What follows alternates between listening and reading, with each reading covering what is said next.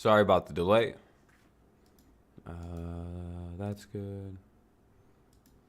Pretty sure that's good. Got that. Got that.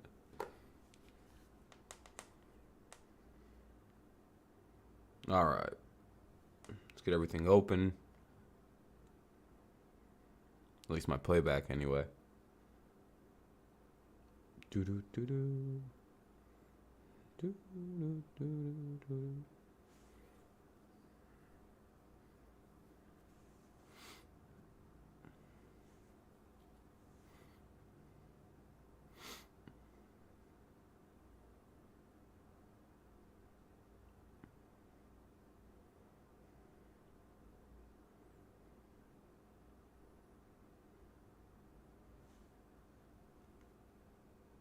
All right, there we go. Everything's live. What's up, Connor? How's it going?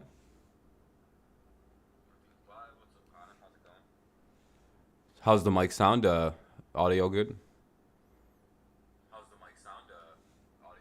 Yep, good and crisp. Nice and fluid, I guess. Lucid. I don't know.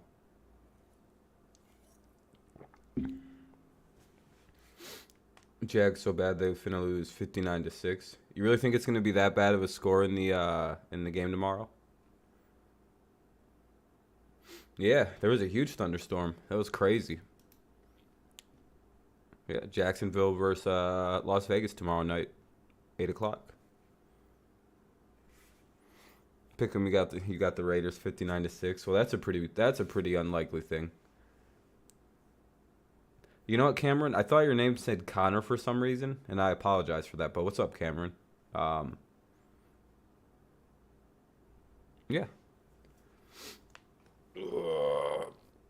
Gotta get like acclimated. I've been like chilling today. What up, Mike? Ooh. You got the Raiders tomorrow? Yeah, I think most people would have the Raiders tomorrow. What's up, Ben? How's it going? I have to blow. Hold on, I'm gonna blow my nose. It's really bugging the shit out of me.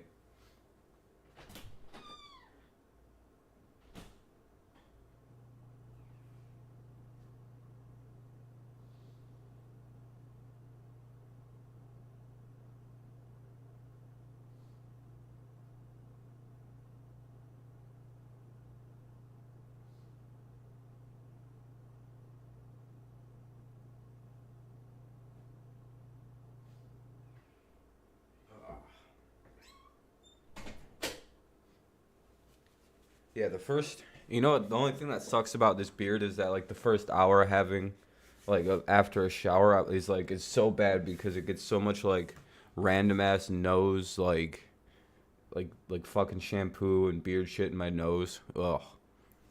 So every time I take a shower, I have to deal with this massive amount of shampoo or, well, I basically I use the same shampoo because I use tree oil shampoo. It's really good for the old hair, and uh, and I use it on my beard as well because it's it's good for the scalp, so it should be good for the beard. Clearly, right? Fucking good hair growth, good beard growth. Um, but man, that shit it gets in my nose and it's fucking. I have to deal with that for like an hour because I have to like rub it and like scrub it in, and it's like fuck.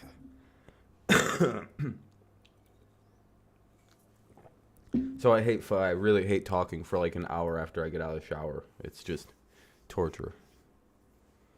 Finished the league first league draft for the night. Teams look nice. You're confident drafting already. Like I'd be so afraid to like do a fantasy draft already this early in the season. Basically because we've already seen what who got hurt already. There's been like weird injuries where it's like James Washington I think's already tore his ACL. I think he's out for the season.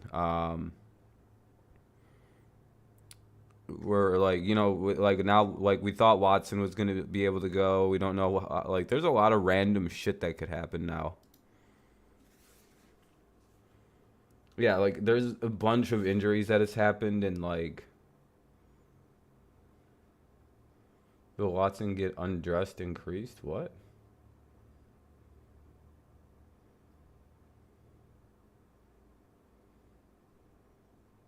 Yeah, Tampa's lost a couple offensive linemen.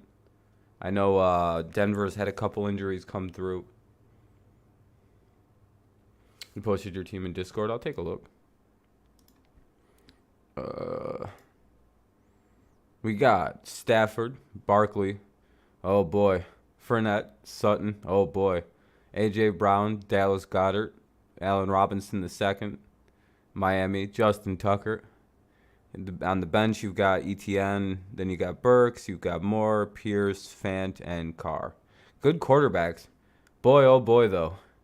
In terms of like having an injury like prone worriedness at all, you have the most like injury prone team I think I've ever seen put together. But it's like, whew. Yeah, Tim Patrick and James Washington I think got hurt. What's up, Alex? Great team that you drafted, but the problem is like, boy oh boy, is that often a team that gets in, like, are those guys that have injury problems.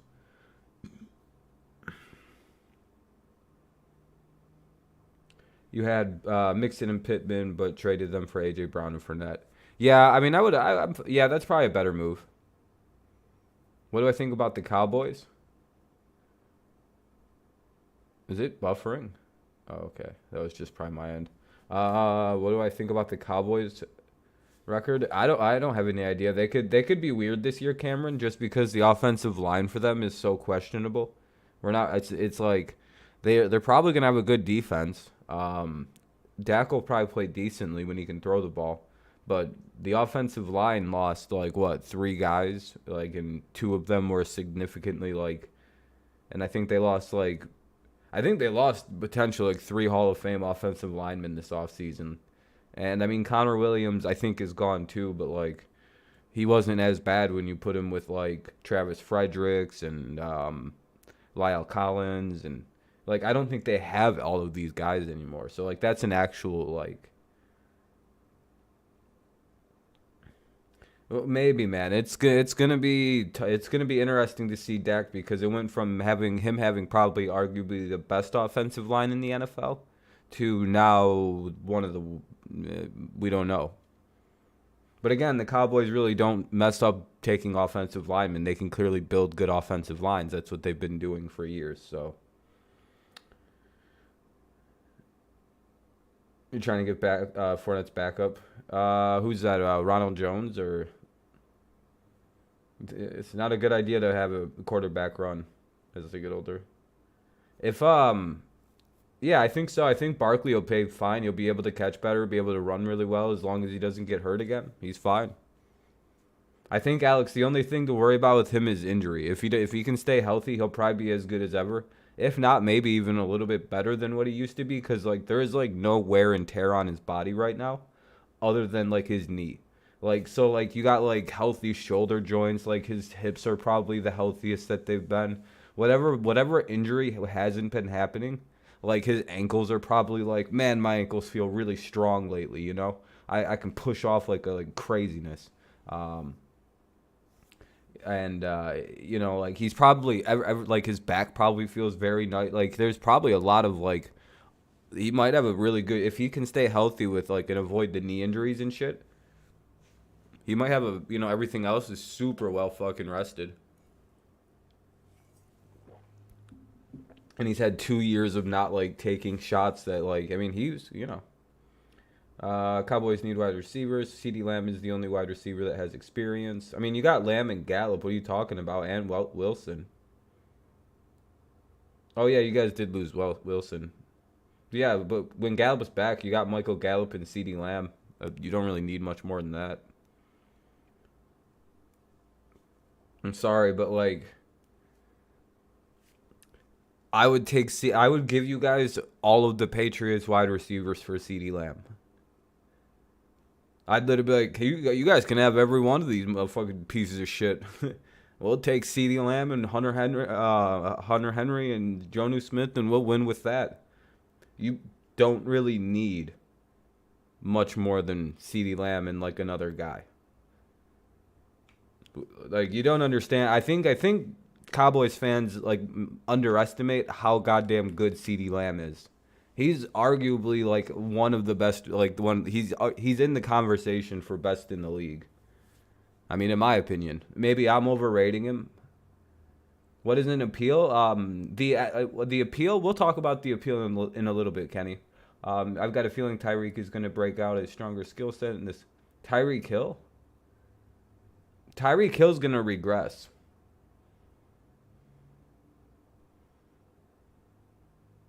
Tyreek. Oh boy, no, this is not going to be good for Tyreek Hill. And no, I don't. I think I disagree. Tyreek Hill should not have left his. I mean. We will. I don't know when Gallup's coming back. I don't know. Probably. I don't know. You can't. When is it a big deal? It's not really a big deal when he comes back. I mean, it's not. The Dallas Cowboys aren't really newsworthy. I'm sorry. Like, I don't know why we're talking about them so much. Like, I feel like I've been live for 10 minutes and we've talked about the Cowboys like for 8 of it. I don't want to talk about them anymore. Yeah, Tua got all salty and everybody's like, yeah, I got a haircut a couple days ago. Yeah, I mean, you're good, Cameron. I just like, it's like not a big deal to like, I mean, Gallup will be back, what, like, before, if he, you just said Gallup will be back before the season starts. All right, then he'll be back at some point. Yeah, thanks, man. I'm not really sure how I'm going to wear my hair yet because it's still kind of in that weird. I just took a shower too.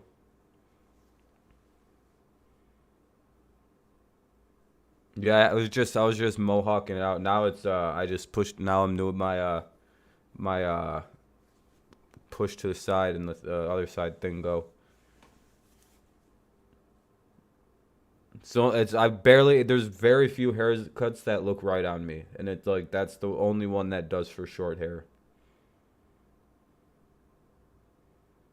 Tua got mad because someone released his news about his wife and him. What happened with Tua and his wife? You might get a haircut tomorrow.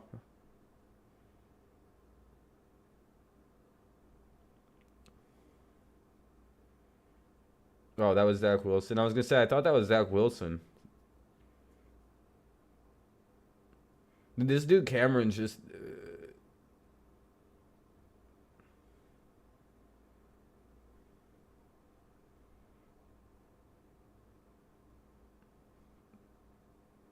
He got Tua got married and he got mad about something.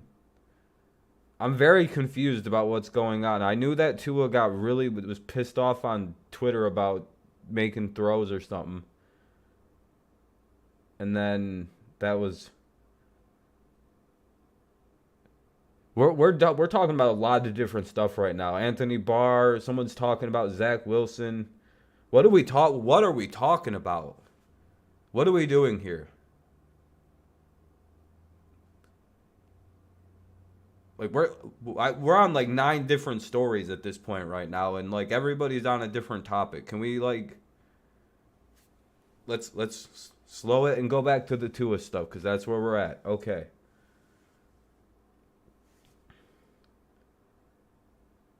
Okay, so Tua got married. Oh, okay. Michael's in the Discord. I'll join the Discord. Hold on. Yeah, well, I mean, veterans are always going to have probably a little bit better camps.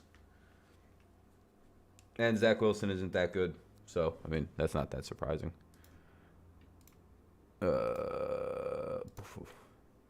What up? Hello? Okay, I'm just going to do that. Anyway.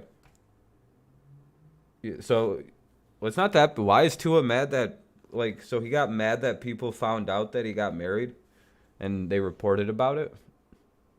I think that's what the story is supposed to be, but he was dog shit in camp. Okay. Yeah, I mean, Like, he was bad today. he was, Can you guys hear Mike all right on the stream, by the way? He's just, I'm just making sure the audio is all good. I need to talk loud. No, it might be just it just literally might just be my audio. I have shit like weird sometimes. So he was so bad at camp. I know they say, oh, below average, above average. No, he was so bad at camp.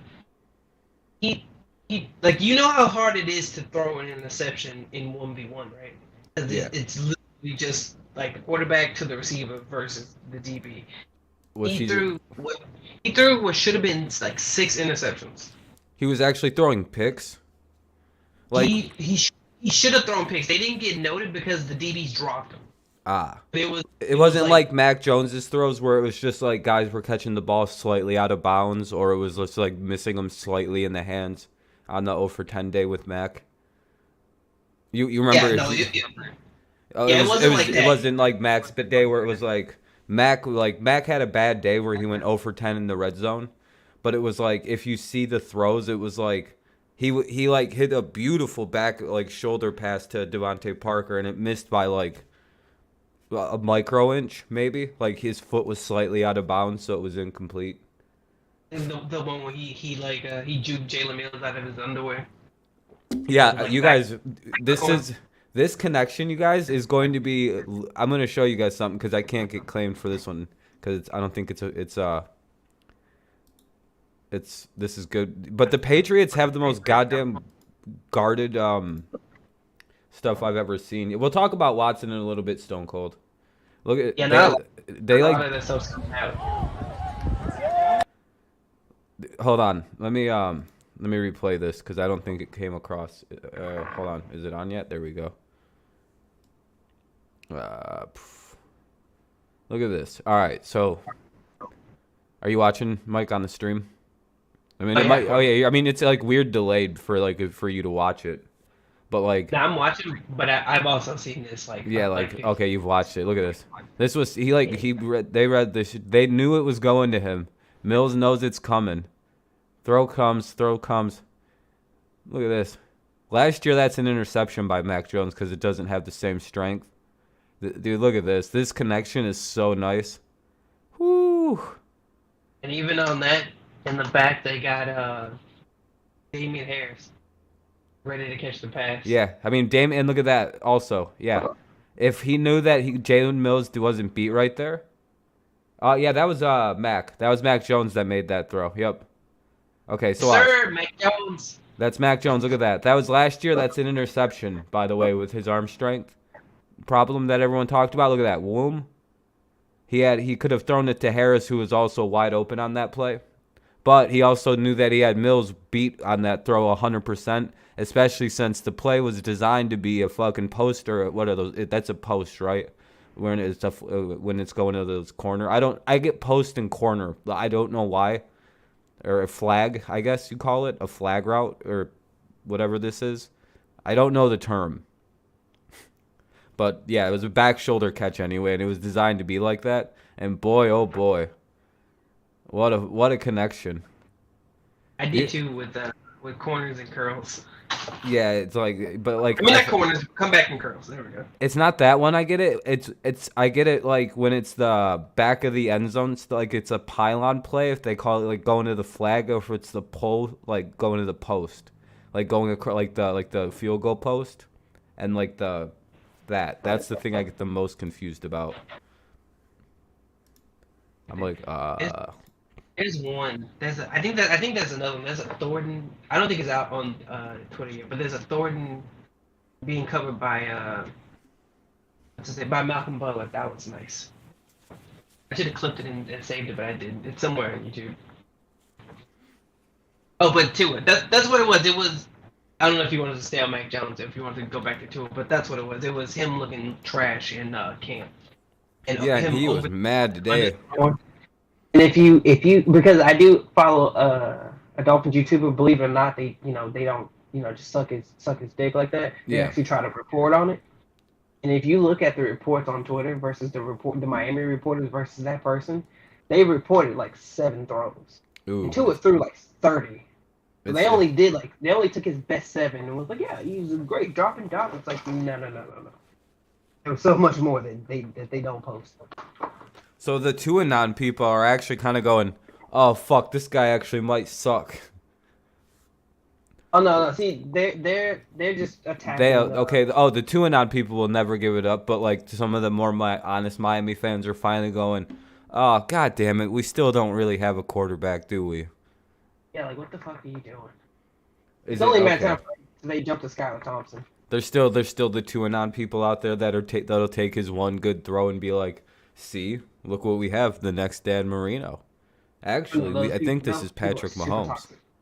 Dude, I Yeah, love the dude. There is nothing greater to me than the two-and-on because like there is genuine people that are out there. Like they're not even memeing. Like they think that Tua is going to be Josh Allen this year. Like he is going to be what Josh Allen was in year 3. Like this year. I've Like heard that, and I just it's crazy. it's dude, it's the It's, craziest. Like they think he is like the next. Like he's Dan Marino, but like Brady, he's like a Allen Brady esque combo coming, and no one knows about it. They're like, oh, if you think Patrick Mahomes is special, you haven't seen anything yet.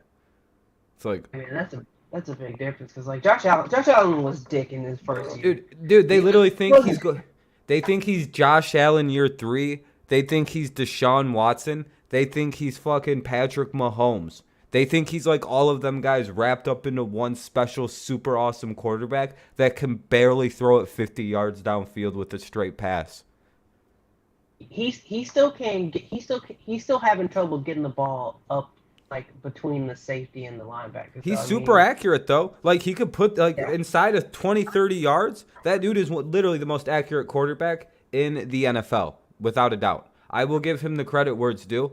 The dude is. I think I've said this since he's been in the draft stock. The reason he is like can make it in the NFL and win in a Super Bowl, probably, maybe, is because like if they literally do not let him throw it over 20 yards, I mean, dude, the dude can put it anywhere inside of 20, 30. 'Cause, like the problem with Tua isn't the fact he's like a bad quarterback. He's not like a bad decision maker. He's a great he has like all the actual things like I like in a quarterback. The problem for me with Tua, dude, that hip injury that he got is there's one other athlete that got that hip injury, and it was Bo Jackson. And Bo Jackson is like twice the size of Tua Tagovailoa, and like and he couldn't recover enough to be play football at a high level. And like Tua can barely like I'm stunned he's been able to get like his career was almost over if we remember about Tua. Like his arm strength is nowhere near. I mean, it's I don't know. It's so weird. Like it's not that I think Tua is the worst quarterback, but it's just like it's arm and power problems. And once if the accuracy ever, you might go to bed soon, Rob. Oh, for sure, Jacob. I seriously Uh, asked Dolphins fans about this because they thought I you was got the 10 trolling, and pick, I was Jacob. like, and I asked him, I was like, you remember? Because what was this? This was like 2 years ago, and even this year, I asked him.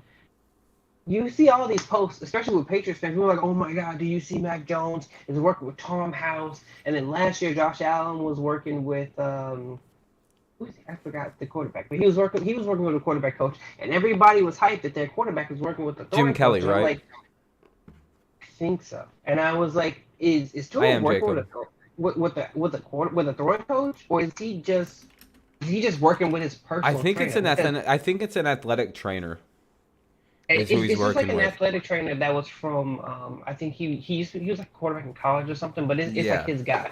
And it's like, don't you think he maybe should have gone to the throwing coach to maybe rebuild? You I mean, mean you the would assume guy he would who need to rebuilt rebuild his throwing motion. Dude, Yeah. listen, there's a like Tom House is arguably the smartest throwing like expert on the planet.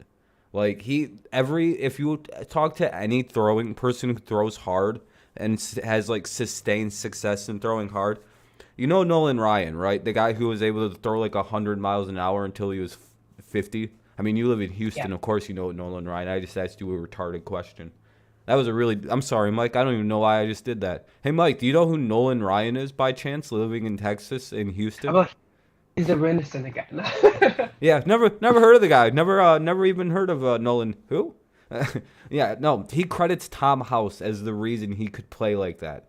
Like Tom House is known for like fixing small little things that will make your velocity like like knowing about shoulders and like how kids need to eat oranges and shit. Like he's like the most. You would think he's a very unorthodox, weird little guy, but like he's so into like weird fundamentals and like small things that it like actually works. He works with Brady all the time.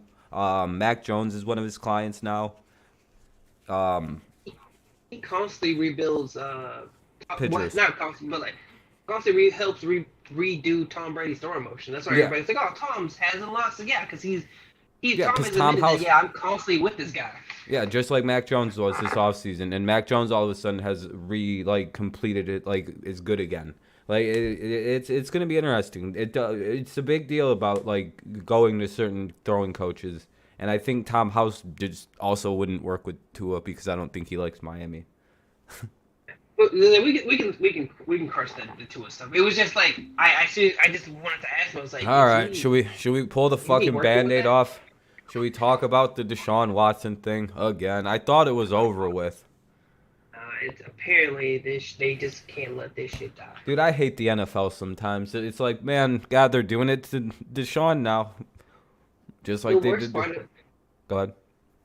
I said the worst part about all this is that it's so predictable. And Yeah, even we knew it was coming. It was like because he didn't get the season. They're like, oh no. And you know what's funny? I don't even think the NFL actually wants to have Here's my like take on it. I was because I've been trying to like think about like why would they do this? Why would they like publicly say the entire time they were just gonna abide by the whatever the ruling was? Because you remember that they said that, right? Like that was a thing. They said they were not gonna touch it. This was basically whatever Sue Robinson or whatever her name is. I'm sorry, I forgot it. They were like, hey, whatever she decides, that is her decision. That will be on her. We will 100% respect. And now all of a sudden, I think this is what they're doing. I think they're playing a PR game rather than an actual legal game because I don't think Roger Goodell wants him to be suspended for the season either. And I think he'd rather just deal with the 6 games and let it be that and listen to what that lady said because he's bad that's at what like that's what I thought too. yeah, it feels like this is PR. They're gonna. I bet you they're gonna submit such a weak legal case. The document's probably Hmm. gonna be like, we think he should be suspended for a season because, we just think so. We might know if it's super absurd, Yeah, like if it's like where it's something if that it's a they have super to go weak, no. but it's like, hey, we tried to make it longer, but like the law's the law, like what were we supposed to do? He won, in courts, and we're not we had to let him play. Like we tried to they're trying to make themselves look a little bit better in the like public eye. I would say instead of just being like. Was it But something like that? Was it exactly something like I'm implying that they're trying to like they're playing a PR game with this where it's not an actual like real lawsuit, but yeah, like it's like a thing the NFL's yeah, doing to like yeah. It's all to within the NFL. It's not going outside and you know what and you know unless what's they sue. I actually don't even think it's bad against Watson either, by the way, that they're doing this. I think this works for PR on both sides because it's just like Hmm. it's the final like nail in the coffin that I find is super. I don't know. I feel like this is like this weird. There's like a symbiotic thing where they're like, let's do this. We can look good by whatever, and then you don't Deshaun will deal with his fallout the way he's dealing with it, but the league can make themselves look completely less culpable and still let Deshaun play and be like, hey, if you're welcome back finally, you know what I mean, and like still look and they have to portray a certain image, man. They're $1 billion international company now. They can't not like look a little bit stronger on this, especially as they're trying to get into like Europe right now. And on both because they can go. Because Raj can go. Hey, I tried, guys. I tried. She's in charge now.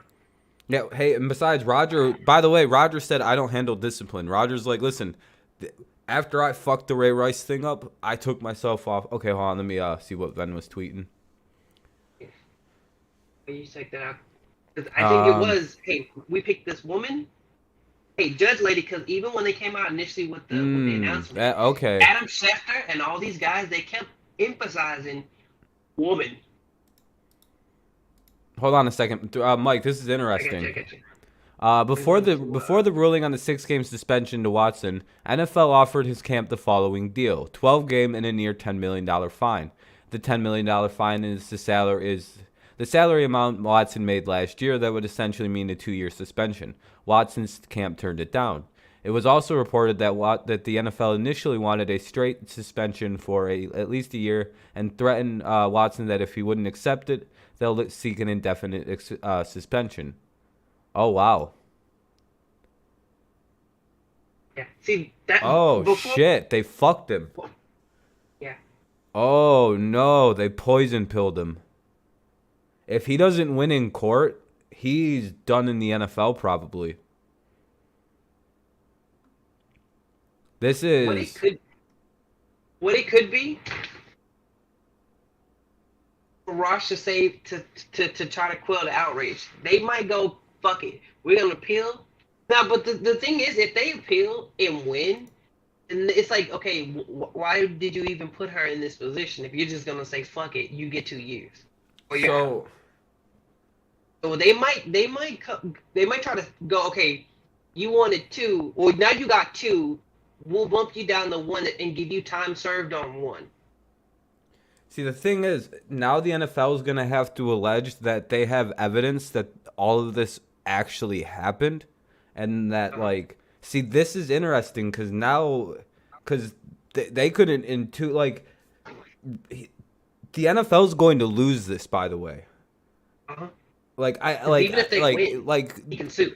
there were two different grand juries that tried those district attorney ladies in Texas apparently said they tried really hard to like they wanted to get him badly. They said they tried their hardest to get him, and there's just no fucking evidence a crime took place. Now the NFL is going to have to go prove that in court he did something so detrimental to the league conduct that other than getting massages, which is all that's like and like they actually have to prove like now they have to like this is like because with the Brady thing, Brady gave up because Brady eventually just wanted to stop fighting. Even every legal mind said Brady would have eventually won that case with Deflategate. But Brady just because like the next step was basically like the Supreme Court with Brady in the NFL. It got to like the seventh district of appeals or whatever, and it was just kept going and going. See, and I'm pretty sure Deshaun will fight this to the as long as they can go. But like to me, I'm pretty sure. I don't know what's about to Ben just happen. posted. I would think that I wonder what he's gonna say tomorrow. Yeah, I Because wonder. I figured that something was gonna come up because I think earlier today or yesterday Busby posted that he was gonna have a press conference tomorrow morning. Okay, so yeah, we'll probably hear more about what's going on with Yeah. that. I don't know what time the NFL's decision was. The deadline was at 8, and I wouldn't assume that Busby's press conference was gonna probably be before 8. So either he already talked to the NFL and the NFL knows what he's gonna say, or they're just saying fuck it just in case. Yeah, And you know what's yeah, I agree. And you know what though? Another thing we have to pay attention to, and the reason why I think that they don't really want Deshaun and them to actually like go like this like they there was an initial 12-game suspension and $10 million fine basically is what they wanted to give him, right? That was the initial offer. yeah. And so they're mad about 6 games less. And it just feel like I'm I'm trying to figure like You're trying to figure out how they get out of this without yeah, the judge is going to go get this the fuck off. Like this is stupid. I think the judge is literally going to look at this and go, "Is this over 6 football games? Are we like what like this might just get like I don't Like they're I think it's a basically good gonna go space in that there they and be like, try. we think he needs more of a suspension than what we suspended him for. That's what they're arguing, right? That's what the NFL is appealing, basically, is that we didn't want to suspend. We should suspend him for longer. Yeah, that's what was funny because they were like, okay, he's gonna make a decision, and then either the NFL, who is technically Goodell, or Watson have to appeal it, and then once they appeal it, then it goes to Roger Goodell, who is the same as the NFL, is gonna go, Yeah, okay, we I'll made that change the the rule. NFL made a bad decision. What? Who the NFL is suing the NFL because the NFL made a bad decision on on the decision. So now Deshaun's career's up in smoke because the NFL made a stupid decision again. Which is like, why didn't you just give him? 12 Why didn't you games because they just kept take like, well yeah, because you know why they had to do 6 and then they knew they had to take it to the courts because the players union was like, we're not doing this and we know this yeah. case. I think the fact that the players union is so strongly supportive of Deshaun on this, all like lawyers on this are supportive of Deshaun. Like I haven't really seen many legal minds come out against the Deshaun Watson thing other than like those weird white guys that are like kind of like, you know, What if you he's have a guilty. daughter? And it's like, okay, But what if even you they're had? like, there's what evidence of a crime? Can you show me like something that shows me he even did the things that he's alleged of doing, other than hey, thanks for that massage. Yeah. Oh yeah, it's Also, well he's seen 60 masseuses. That's creepy. and it Why? is weird, but it's like, what? What? That's a lot What of if there was strangers. just a different lady You working should have just there? paid. Yeah, you should have just paid five and took them with you. You know what's weird is why was there a building there with 60 different employees? Maybe it's a successful business and they had like they can employ hundreds of women and you just choose, you just go to one and just a different one every day. I The don't know. biggest killer is why it got pushed through. I think is because I don't think the NFLPA has ever taken a stand like this before, Not and this they were like, strongly. yeah, Like and not they were this like, strongly. Like they're like we're going to yeah, fight the NFL. Fuck you guys on this one. We know the truth yeah. on this. Like I've never seen the players union so strongly supportive of a player like accused of a crime like this. They're like, what about these owners? What about Snyder? Has Snyder shown up yet? What you doing, Snyder? Yeah, why are they like yeah, they're actually asking that question like the players union Yeah. is. They're like, "What are you doing about Dan Snyder? Why is Watson such a focus? Like what the fuck is this?" Are we supposed to be treated in article blah blah blah blah blah? It says that Wait wait, a minute. Did we just uncover maybe why Deshaun Watson's the NFL is going so hard on Deshaun to keep maybe a certain name out of the fact that fucking Roger and Daniel have been in fucking Congress getting yelled at for the past fucking month because they ran a scam for on the fucking the public, lying about their ticket prices about how much money they were making. it's Do you fucking know, crazy. You're dude, making dude, too much money to be doing this. dude, I have no idea why Dan Snyder is like, why was he doing like the ticket thing? Like, he basically was saying, well, our attendance wasn't as good as we thought it was.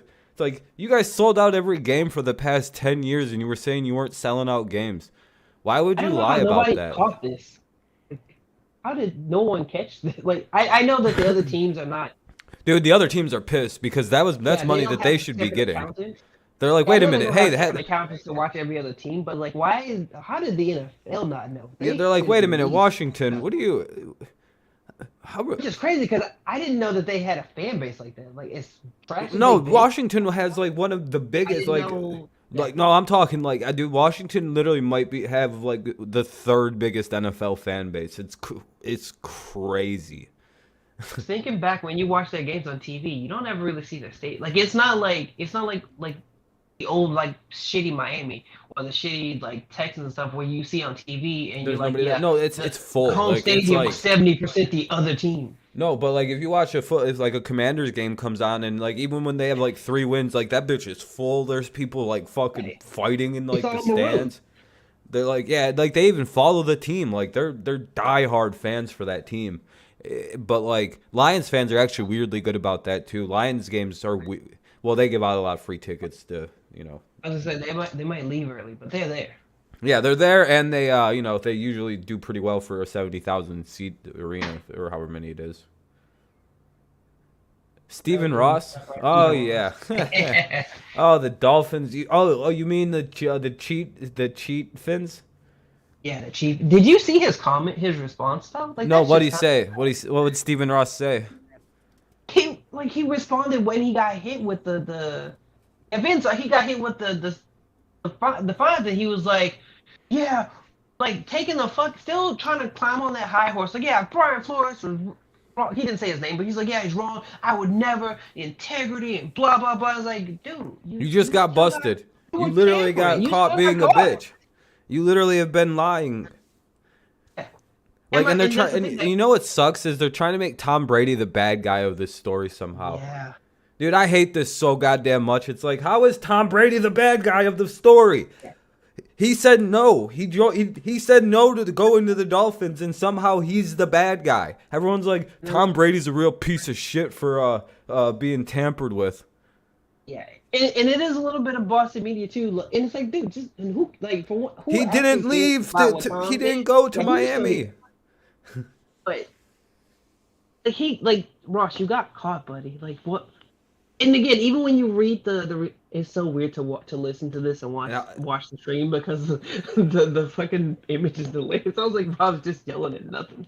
oh, I know. But but he said that means Brian Flores had some validity in what he was saying. Like Yeah. it's not all bullshit. No. Yeah. So And maybe they were actually kind of fixing games. now And again, now I know, of course, a lot of people don't really care, but it was like, bro, come on, you can't do it. Don't be blaming. the I will say there is a consistency of the NFL though then in the way that they are punishing Ross and Watson and Snyder. First and foremost, I know this is gonna come off as a shitty statement. They also punished what's his name really quickly. Calvin Ridley. How fast did that happen? What, like 3 days it took for them to do like a fucking 90-page. They did like a 900-page like manifesto on every bet that Calvin Ridley did, right? So they do that very quickly. When it's a matter of league integrity, which is what the Dolphins situation was with a bunch of tampering cases from 2019, 2020, 2021 with Sean Payton, 2000, and then allegations of tanking for money and bribery and all this. Dude, they actually take the integrity of the game issues very seriously. This Roger Goodell does, and that is something Roger should get a lot more credit for. Now, with stuff like Deshaun Watson and Dan Snyder, guys just being general scumbags, breaking the law, beating up women. He's bad. He doesn't really give a shit about that because he's from a weird era where they used to not have to. That used to get covered up and swept under the rug by like with the local media used to have a really good relationship with the old like commissioner of the NFL, Bud Selig, not who was before he had like this way of like they were able to not cover like the problems of like the guys being like shitlordies and like the league has never cared that a guy got drunk and beat the shit out of his wife. Like that doesn't really affect the integrity of the game. It doesn't mean the NFL won't exist because people won't buy that the game is no longer. They could sweep shit under the rug a lot easier back then. They would like stuff where it was like where it's like randoms with cell phones taking pictures. where it's like where if it's just a if crime. If that video didn't exist, Ray Rice would have He would have just gotten a 4-game like he just would have gotten his 4-game suspension for he wouldn't even gotten suspended. No one would have known that happened. Like Cardinals wide receiver Marquise Brown. He was arrested for criminal speeding. Like that would have just never been reported back like I don't know a while ago. Like there used to just be this weird thing where they kind of just kept certain things like now they don't. They're holding athletes more accountable, which is good. But because of the Vegas thing, he might get a couple of extra games. But the NFL does not really like they're starting to care a little bit more about crime because of course the media is starting to report the crimes of the players a little bit more and perception when they fight public. But the league doesn't care But like if you're caught gambling or like doing something that makes the game seem like it's rigged or compromises the integrity and or like the like if you make the game seem fake, like it's like the WWE and like it's just like the integrity doesn't matter, it's all just whatever. That is so much worse to Roger Goodell in the NFL than like you beating somebody up at a nightclub. The difference is Calvin really is an individual. Ross owns shit. If Calvin really decides to do something foul, it's only on him. Like he's not the face of the team. He's just Yeah, some player. it's integrity issues are more important to Goodell than like stupid external factors. Like Ben's saying, it's just like, yeah, I really don't care. A guy got drunk and wrecked his car. Like Henry Ruggs, yeah, we'll suspend him for indefinitely. Who gives a fuck? But then and then but like if no one, but he'll eventually be allowed to play again, which is crazy. Now, because Dante Stallworth killed somebody in a similar fashion and was able to play again for the Patriots, won Super Bowl by the way with us. Um, or actually, I think he was on the team we lost with the Giants, right? Yeah, if he had he hit a woman, then he would not be on the team. Yeah, That's the one thing we don't really do. yeah, the Patriots. Anything else? What was his name? Kelvin? Was it Kelvin? It wasn't Kelvin Benjamin. I can't remember his name, but the guy who got drunk and like was asleep at a red light and fucking rolled through the red light and got a. I mean, if Hernandez would have beat that charge, he would have been on the team, whether they thought he did it or not. Oh, 100%, dude. If Hernandez would have won the case, he'd have been in the NFL. They don't care. And I think what is that? And they were like, come on, we're gonna beat the other one. And then he didn't. It was like, and I get okay, so it looks bad, right, that the league lets guys like that play, but does it hurt the game to let a guy like that play? Think about it honestly. I know what I just said. Like it sounds weird, but like, do guys like because they're not the legal system. Like the legal, if they were supposed to be at fault, then the legal system would have been the one to handle it, not you. Like I know this sounds bad, but like drunk driving, like I don't think women beaters should be allowed in the NFL. I honestly really don't think like they have a place in like it's like dude, you like come on man, you're a fucking freak. What are you doing? Like what are you doing? You're a literal physical monster. You should not ever fucking like of all people, like football players and UFC fighters, if they beat or pro athletes, if they beat up women, I literally like think the death penalty is an appropriate response because it's like, unless that woman did something really bad, oh boy, because you're a monster compared to her. Because like I could beat the dog shit out of 99.99% of all women without even trying very hard. And that's all of us. By the way, if you're a guy over like 25. Unless it's like a pro athlete woman, which is like 1% of women, you could just I mean, it wouldn't even be it's not even close how much stronger you are than the average like not again 99.9 it's crazy. And I know that sounds very sexist, but it's like a weird just thing. It's just like after a certain point it's just like crazy. Now, if again, there's the exceptions. There's the pro fighters. There's pro athletes. There's some stronger women just ran naturally, but generally like naturally. But just if you take two humans, a man and a woman, and you let them just grow naturally, the man's probably gonna be stronger. 10 out of 10, the man's gonna win that fight. Like unless you just there's just gonna be the random freak occurrence where Amanda Nunes pops up, and then eventually she gets beat up by the 100th ranked UFC fighter or something, not even that high probably. A guy who just started Brazilian Jiu-Jitsu 2 weeks ago beat the shit out of her probably. Well, I think they kind of. Actually, she's afraid. I wouldn't fight them. Them UFC women are pretty badasses. I wouldn't fight any of them. But again, I wouldn't fight a woman anyway. But they're way worse than the men. Like they.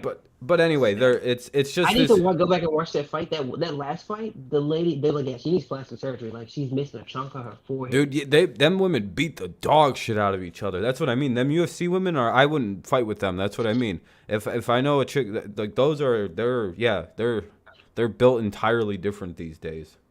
It's like, oh, they're getting scary strong in that shit. That story that's up there. So does that mean Kyler's gonna not have Marquise Brown? He's not gonna have Hollywood Brown either. No, he'll be fine. It's just fucking speeding. I don't think they shouldn't really give him like any kind of games for that. Like no suspension. Maybe like 2 or 3 games, maybe 2 to 4. I don't because it's 17 games now, so I don't know if they'll do quarter of a season over speeding, criminal speeding, and it's just if it's his first time getting in trouble. That's kind of one where it's like, give him a game and like a fine. And just He might just get fined. To be honest, I mean, did he hit anybody? you know what? Take that fucking fine him. Take that money. Make him donate it. All And, fines are donated. All fines are charity oh, donations. cool. Okay. Yep. Oh yeah, yeah, yeah. The NFL already has that down. Yeah, the NFL has a good system for fining players. Yeah, yeah. When you get fined, the NFL doesn't get the money. I believe it goes right to a charity. Or they started doing that because the league is like, yeah, it does seem kind of wrong for us to fine you and then just put the money in our pocket. Keep it. Yeah, but I know that at least some John said teams. his I know a life lot has of to plat peanut teams. M&Ms. I know a lot of teams when they get fines, like personal team fines. I think the Patriots, at least, if you get like a team fine, it gets donated. Dude, Dolphins are completely crazy though. They like This headline, complete they bullshit. what's the headline? I think the team's all in with me. The team is all in for the money that you be paying. Dude, I love the fact that Tua has to deal with the fact that he's like, dude, I'm just sitting there too, and I'm like Tua going. They Oh, really want to. you They know. don't like me, dude. They tried to get Brady for the last 3 years. Even Oh, last year, see, they were trying to get Brady. then Rob, you know what's worse is that now because it was already speculated that that the Dolphin that what's his name Mike McDaniel.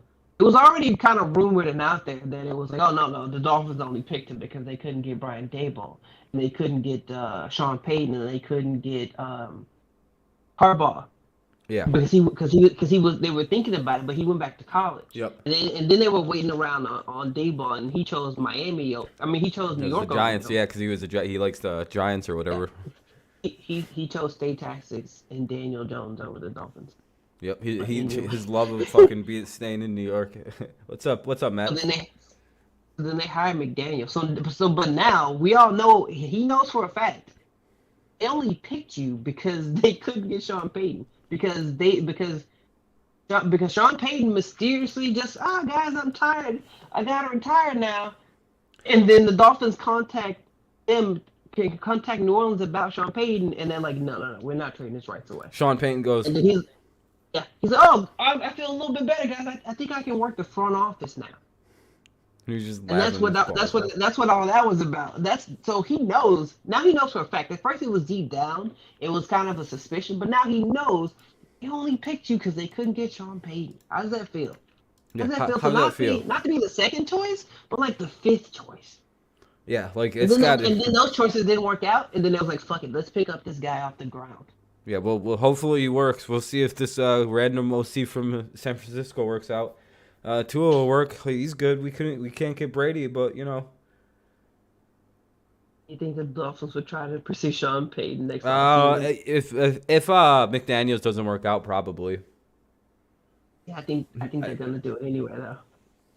Tua deserves everything that happened to him because he shit talked Detroit that one time. You don't understand. I don't like Tua Tagovailoa. That dude said what he said. Fuck Detroit basically that one time, and I went, oh fuck that guy. Like he's all like. Remember when he's like was openly shitting on Detroit during the draft process a few years ago? Yeah, And, it was just a random. I was like, what the fuck did Detroit? Did you get robbed in Detroit? What happened? like you fucking goofy ass little Hawaiian bitch. How you like them? How you like them apples? Your fucking marriage got leaked. Now your team doesn't watch you. Fucking half the fucking. No, it's great, dude. Like I said, sometimes the NFL feels like it was made just for me. Not listen to this. Okay, so the Dolphins, one of my team's biggest rivals. No, that was him. He did shit talk. No, that was him. Then look it up. You could look up to it the way his camp talks shit about Detroit. So fuck him and his family. I find it funny. Listen to That this. makes me kind of hate Tua more though. If that's true and he's actually mad that his marriage leaked, Tua's a bitch, and I just can't stay. Like, Jesus Christ, like you He's a grow a famous. fucking He's a pair. very famous person. Like you get over it. You're yeah. Like no, like I don't care. Like, does anybody care that he got married? Nah, I mean the running jokes are that he's a virgin. I mean, so if anything, that probably helps maybe. Although I have seen that he is still a virgin, so I well not and it's not confirmed. People are just joking that he's still a virgin, even though he's married. Uh, well, there was one problem where Tua does not want to go to the Lions because of the arc of the team's current coaching situation. He doesn't want to go to the Lions because he said they sucked. And that's crazy because he went to Miami. It's like, buddy, where do you think you got drafted to? That's kind of like karma. They said they didn't like the weather and the fact that Detroit has a very bad coaching situation. Ha! They didn't like the arc of the Detroit coaching arc. Isn't that a hilarious thing to hear? He was like, I think Brian Flores is. The Miami Dolphins have a very confident coaching situation down there. It's all, boy, behind the scenes that was. Boy, that didn't turn out to be true. I'd certainly rather be in the Lions organization right now than Miami's. No offense to, if stability wise, I'd be like, man, our owner's in trouble.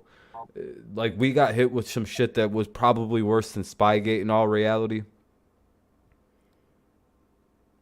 Because filming from a wrong spot is probably a lot worse than trying to steal players from other teams illegally.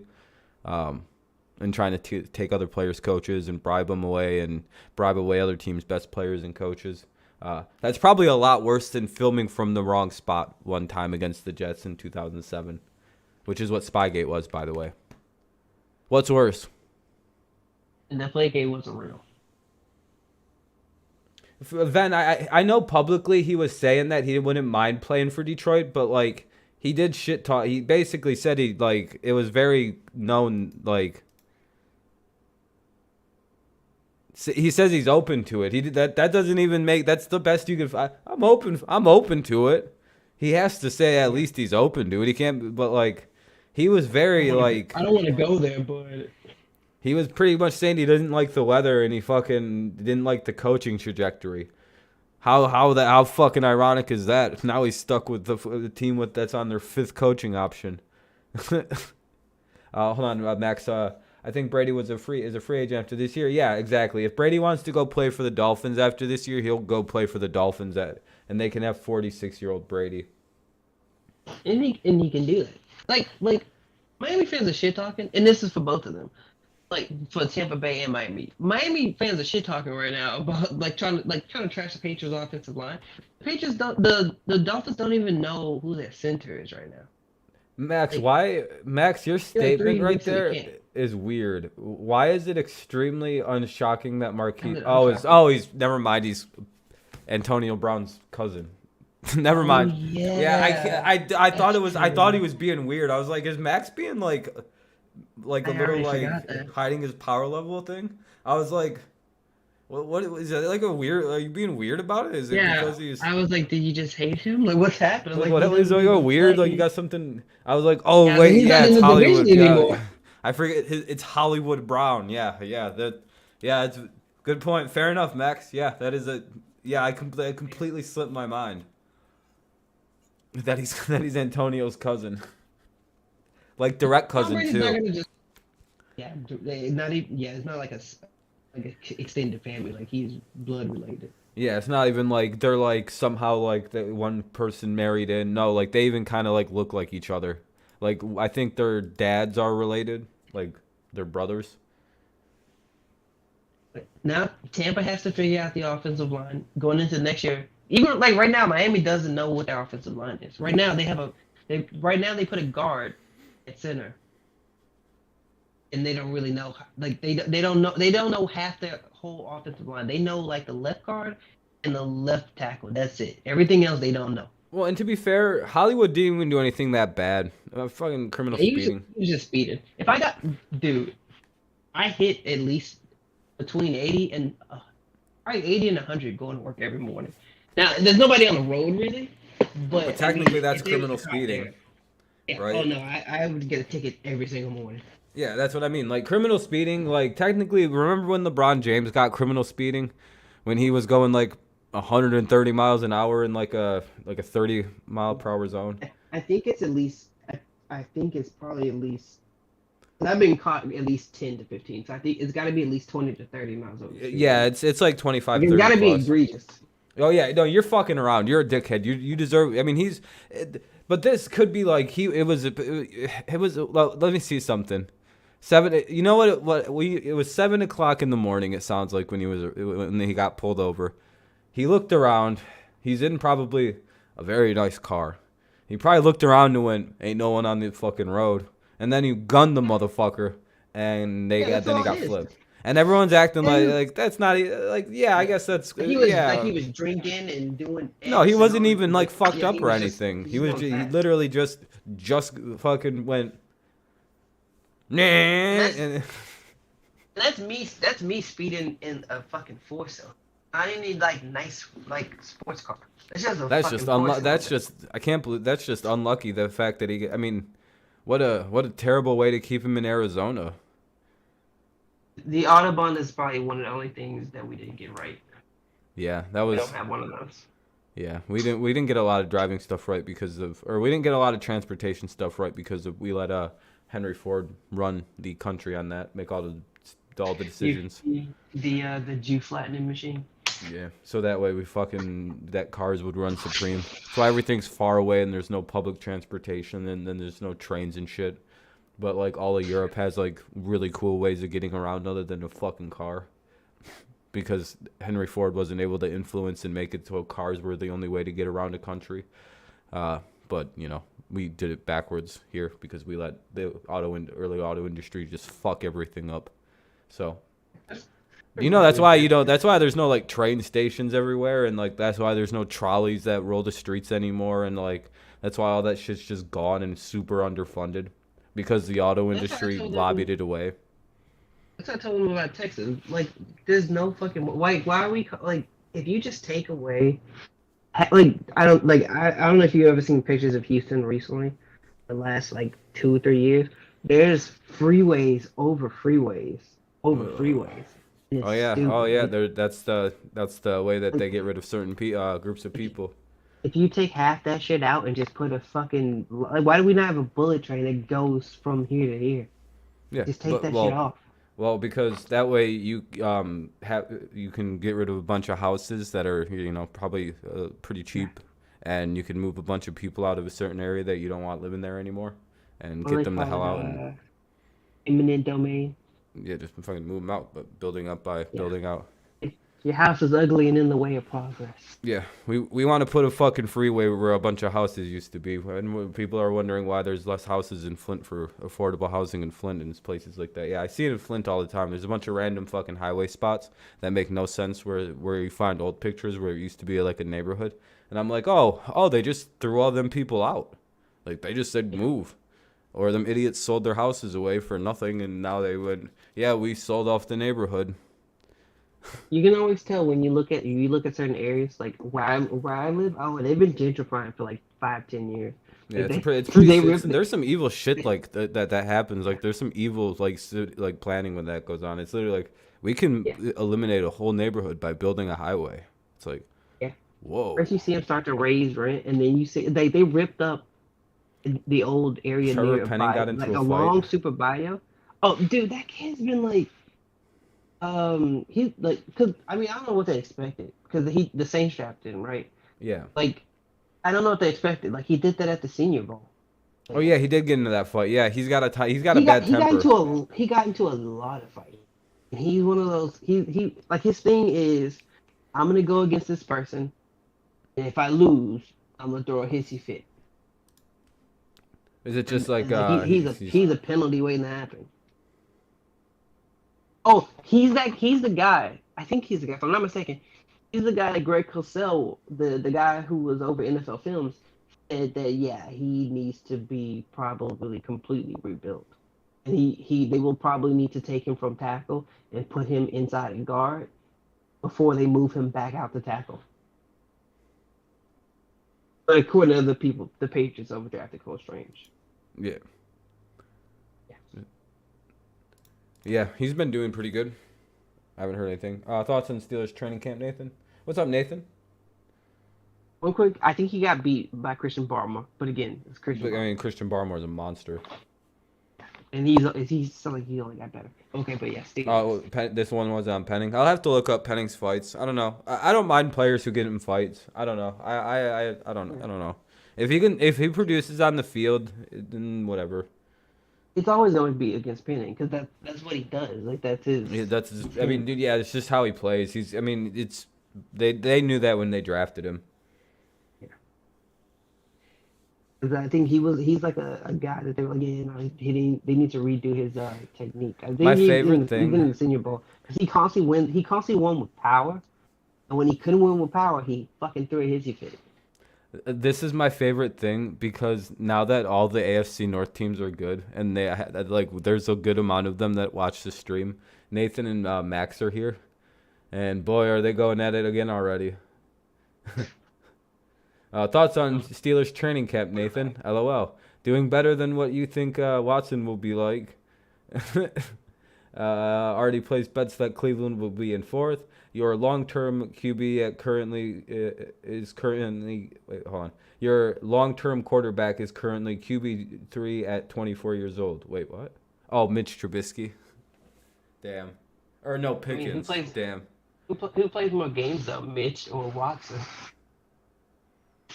I think they played the same, right? No.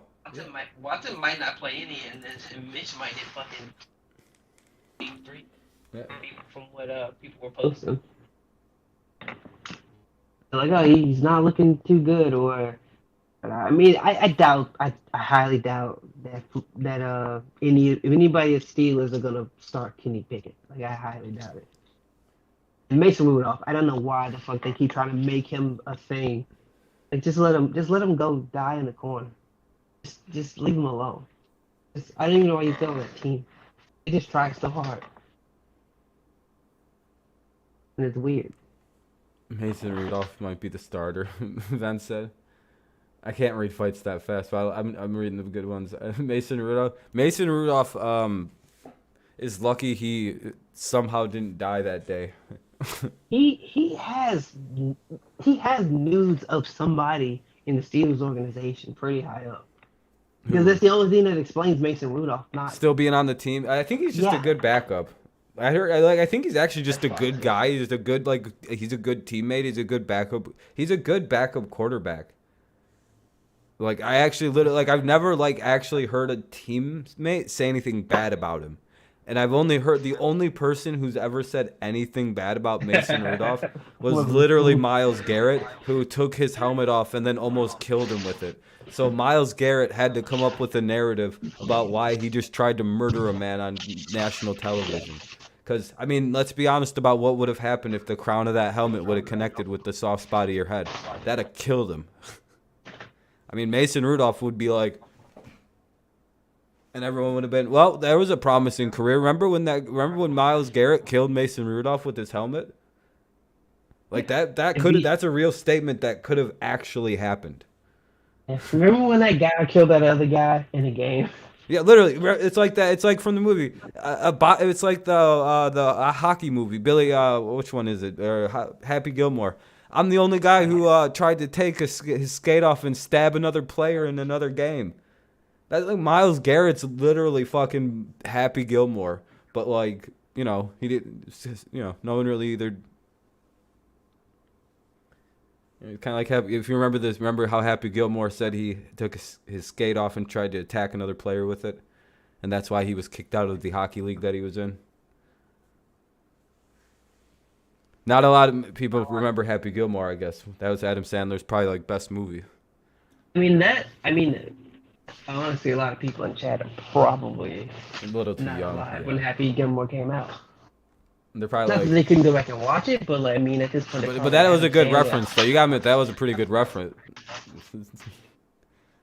Not Myles Garrett's I'm one of the only guys who ever tried to take their helmet off and hit a guy with it. You should go to the game, Nathan. That's one thing I did want to bring up. I don't know if it's just me, but I feel Wait, who's Geno Smith starting for? nobody, right? He's still. I think he meant at the time. 'Cause I think Geno Smith is still the back. He's a quarterback for the Seahawks. Seahawks. Oh wow, yeah, oh wow. He could be the starting quarterback. Oh boy. Yes, they need to release Jimmy G, and he just needs to like. Let's be honest. Jimmy G is going to be the quarterback of the Seahawks. Let's not sugarcoat or foot our. No one's gonna trade the goddamn seat. No one's trading the 49ers for Jimmy G. No one's gonna Nobody. give up 'Cause anything. They're like, dude, we know you literally, literally just said you're gonna release him if we don't trade for him. they have no choice but to cut him because Yeah, if they if they trade him, then they don't take any hit. But if they cut him, they only lose like it's a small 1.2 cap million. hit. Yeah, it's a very tiny cap hit. He's getting cut, and that means Seattle's like, we're just gonna sign him. So I mean, Yeah, it's. everybody knows. I mean, they might as like if the 49ers were being honest with themselves, they'd probably just trade him over to Jimmy G. Yeah, they saved 25, but it's the hit is only 1.2, which is nothing. Browns, Texans, Steelers, Giants, Seahawks. This is a video of Jimmy Garoppolo that was taken by. Let me guess. I mean, Jimmy, he I could have go to to mute the stuff. Texans, but I guess not. I'm assuming they want to let Davis Mills kind of eat and see what he does. The thing is, I don't think Jimmy's even a bad quarterback. There's like this weird narrative like that he's like the It's worst. from media. He's a very very capable game manager. Where that's I mean I just don't think he'll win you a Super Bowl. Yeah, I think he's that notch around game manager, but not really a playmaker. He hasn't hit that tier. No, but if you gave him a god tier Yeah. talent to work with, he could win Super Bowls. Like it's like And I would say if you look at that 49ers team, like they had Debo, and I guess they had Brendan Ayuk. But I mean, what if you but they took away also Brandon Ayuk and you put younger Emmanuel Sanders on that team? I yeah mean, I feel yeah like they might have easily won a Super Bowl. and like the guy did kind of drop the ball. Like the dude, I mean the throw was, I mean he did. He did, and they give Jimmy G shit for losing that game. Yeah, I Well, mean Jimmy G threw that were ball, they the guy not could have up? caught it. Were they not up by 2 scores, and the defense let them come back? Literally, they like the 49ers won that. Like, hey, that's all I'm saying is, hey, I don't know why Jimmy G gets all the shit for losing that Super Bowl when the defense was up by 10 points, 21-10 in the fourth quarter. Just saying. Yeah, in like the last 5 to 9 minutes, the defense is like, well, I guess you guys can score. Go ahead.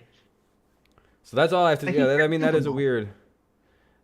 I mean Jimmy G. This is this. I mean I would take Jimmy G if we didn't have Mac. I'd be like, oh, give me Jimmy G. Fuck yeah, I'd want Jimmy G. This is what I he mean, did in what? Okay, he played four. It's been 4 or 5 years with the 49ers, right? I'll say 4. see, and I'm not even a hater. I'm like, cause you know how many Mac Jones cards I had. It's at least $500-$600 worth of just the bullshit starter cards. Yeah. Like, if Jimmy G wants to come to New England, I'd be like, Jimmy, come on, buddy. Yeah, like, listen. Now I wouldn't pay him 30 million, but like, you want 10 million? You want 7 million? I mean, come take a seat. This is Yeah, what you know, Mac this is Jones. what he's done as a quarterback in the 4 years I believe he's been a starter.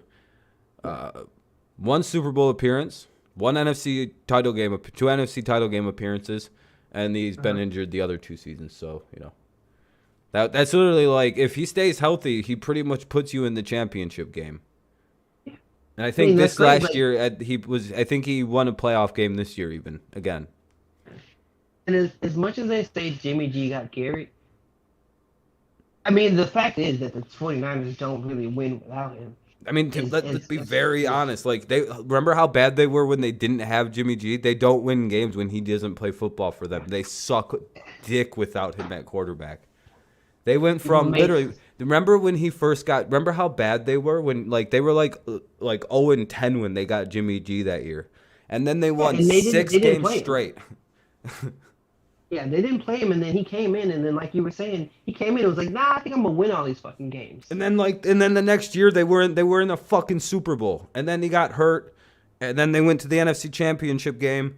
And then last year I think was another year where they just kind of Literally, he showed up and just literally just started winning games for the 49ers who couldn't win games. Literally just showed up to a team that was literally had like an 0-10 record and then won every game that they had for the rest of the season. And everybody went, "What the fuck was that?"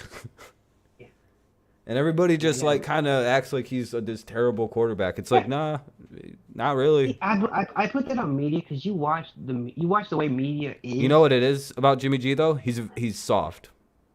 Yeah. And also, he was a Patriot, and it's like it's okay to shit on a Patriot, and you can say anything you want to about a Patriot, and nobody will contest it. Well, and to be fair, it seems like a lot of his teammates talk shit about him.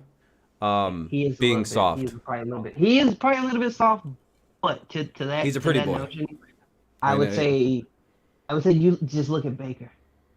Baker played injured for the team, and now Baker is a Panther now. Yeah, that's you know what? And Jimmy, if Martellus Bennett and Edelman want to talk to Jimmy G, they should talk to him. And if I was Jimmy G, I'd be like, yeah, Baker is a tough guy, and he fucking played for the Browns all injured, and put up for his team and did the right thing for the guys, right? What happened now? Oh, okay, yeah, they traded his ass out to Carolina, and then they replaced him immediately. Why would I potentially injure myself worse for a team that I'm never going to be the starting quarterback for? It is what it is. It's a business. I have to protect myself too. So I actually respect the business aspect of Jimmy G not playing injured. Like, he doesn't play with any injury. If Jimmy G apparently has like a slight like injury, he's out. He'll be like, I'm not playing at all. I'm not a Baker fan, and that not really, and that I like his shit. I like his shittiness. I'm playing flags. I love that Baker, but the playing injured. I was the first one. I was like, why the fuck is Baker playing? Why who put him out there? Whose decision is this? If it's his decision, the coach needs to stop him. If it's the coach's decision, he needs to say no. I hope Miami fucks Tua up, or the Steelers fuck Tua up. But I have a feeling that the Patriots are gonna beat the Dolphins so bad in the open. I don't know, but we'll see. If I'll be honest, on the Patriots defense, do you think that our offense is clearly struggling because it's a new offense? It is gonna look bad. Why would you think that'd be offensive to us? Then that we know that the 49ers drafted the wrong quarterback. Yeah. Oh, no, they were 100% gonna draft Mac. Yeah, what do you mean? Yeah, they should have 100%. Yeah, why do you think that would be offensive? Or like, yeah, they fucked up. They should have drafted Mac Jones. That literally the perfect replacement for them to replace Jimmy G would have been Mac Jones. Why do you think the Patriots plugging in Mac Jones literally looked like a 10-win team with some just like slight problems of a rookie team? Like, because he's literally fucking Jimmy G with a little bit more talent. Well, a lot more talent. To be honest, a lot more talent than Jimmy G. But he's got it better upstairs. Yeah, and Mac has a way better football mind. Like, Mac's like a football savant, and like, yeah, it was I thought the Patriots were gonna get Trey Lance because I didn't think the 49ers were gonna be that stupid and not take Mac. I thought that the Patriots were gonna get Justin Fields because I thought that if any team was going to trade up, I thought they were going to trade up for Mac Jones. I thought the Steelers might trade up for him. Not the Steelers. I'm sorry. I thought the Saints were going to trade up for him, but the Bears traded up. And when the Bears traded up, I was like, oh shit, Matt Nagy is getting Mac Jones. Mac Jones fits what Matt Nagy likes to try to do in scheme. Nathan, I don't know 3 players who play defense for you guys outside of T.J. Watt on your defense, and Joe Hayden, I guess, Minka Fitzpatrick, But why would you draft 3? Why would you grab 3 instead of Watt? I don't even know your Again, I know the defense was good. I'm just saying, you guys. No, I just I don't why would I know your guys' defensive roster? I don't know. I'm not even. I'm I'm offensive minded more about football. You got Miles Jack. Oh, I didn't know that. See what I mean? I don't know shit till the preseason starts. Generally, I forget. But you got him this offseason. You didn't have him last year. Yeah, so I don't even know how that works. What if he doesn't mesh well with Watt? See, that's what I. That's why I always hate when people say like the Jets made all these big signings. Watch out for them. Yeah, they look like dog shit at camp. By the way, Joe Flacco is the best option at quarterback for them at this point. Do you know what that means? The Jets have no goddamn chemistry again. They spent a bunch of money on a bunch of very shitty like free agents or good free agent players that have no chemistry, don't mesh well together in a system, and they did it again. The Jets spent a bunch of money on a bunch of players that they're going to trade for a bunch of early round picks because they went, whoops, we didn't develop a culture again, and we just picked up a bunch of star players hoping it'd fix the problem. It's what shitty teams do all the time, and it's hilarious. The Eagles did it again too, I think. There's a lot of teams where I have a lot of like weird questions about. I think the Chargers have that problem too, where despite the fact that they're like loaded with this talent, they never win any games. It's like, well, why the fuck are like how are you not guys not always winning the Super Bowl? Like the Chargers never have like a bad roster, and it's like they win like 6 games a year. It's like what the fuck is that? It's like that's either bad coaching or no chemistry. And or the team just doesn't it was not put together right. Like it doesn't matter how many like good cuz like the Patriots teams that were dynasties, oftentimes they were better teams. Manning's teams were probably better. Like go look up some of Manning's teams. So, but like the thing is sometimes like you just like like the talent and the skill of another team. Sometimes if you have the right team put together, that's built to win in a certain way against a certain thing against this. If you just have the right situation, oftentimes that can supersede just the super talent. You know what I mean? Yeah, enough of a matchup to beat those last year Indianapolis. If Indianapolis had like a dominant receiver. Dude, Indy was winning 14 games a year without even trying. It was literally 14 games every year with like shitting on people too. And Carson Wentz wasn't such a dipshit. But like when they would just run all over people. Do you remember when those early Peyton Manning teams when he had Marvin Harrison and Reggie Wayne? Do you remember what it was like playing them motherfuckers? Dude, they were watching that. Dude, that was wild to watch when I was growing up. Like, I was like, what in the fuck? I hate Peyton Manning. And then Brady gets Randy Moss, and then everything, like, the war started. I was like, damn. That was it. Dude, that's still probably my favorite thing ever is, like, the opening game of, like, the season when the Patriots get Randy Moss. The very first play against the Jets, that motherfucker drops back and just bombs it out to Randy Moss, who's in triple coverage. And Randy Moss just jumps over 3 guys and hauls it in for a touchdown catch. And everyone's like, did Moss just moss 3 guys for his first touchdown as a Patriot? And then the Patriots won that game like 50-something to like 7. And everyone's like, uh-oh. And then we won every game except for one. It was nice to know I'm not rooting for the Colts. I hope they lose every fucking game. Yeah, I hate the Colts. Yeah, they're a bunch of crybaby hypocrites. We cheat all the time, and then when someone cheats against us, we fucking, we throw a shit fit about it and change all the rules. And when we lose, we change all the rules because our owner is one of the people on the rules committee, so we have a lot of fucking unfair power. Yeah, that's why my biggest problem with the Colts is actually the fact that Jim Irsay sits on the rules committee, and he basically is able to like control how like the game is like dictated and like ruled and like how the rules work and stuff. And like they're like every time the Colts like have their Super Bowl win, literally like came after he like pushed super hard to get a rule change. Tell me how this isn't worse than anything New England's ever done. Okay, so the Patriots, back when they were during the first run of their dynasty, it was primarily like a defensive dynasty where they had these guys like Lawyer Malloy. They had, I would say, Troy Brown when he was doing a little defensive back work. You had Asante, no, I'm forgetting the name. God damn it, Ty Law. You had guys like this all over the place, right? Willie McGinnis, all these like monstrous defensive backs. And basically, you couldn't play against the Patriots secondary. It was so good. They were just fucking people up, hitting them, messing them up, playing good fucking hard football.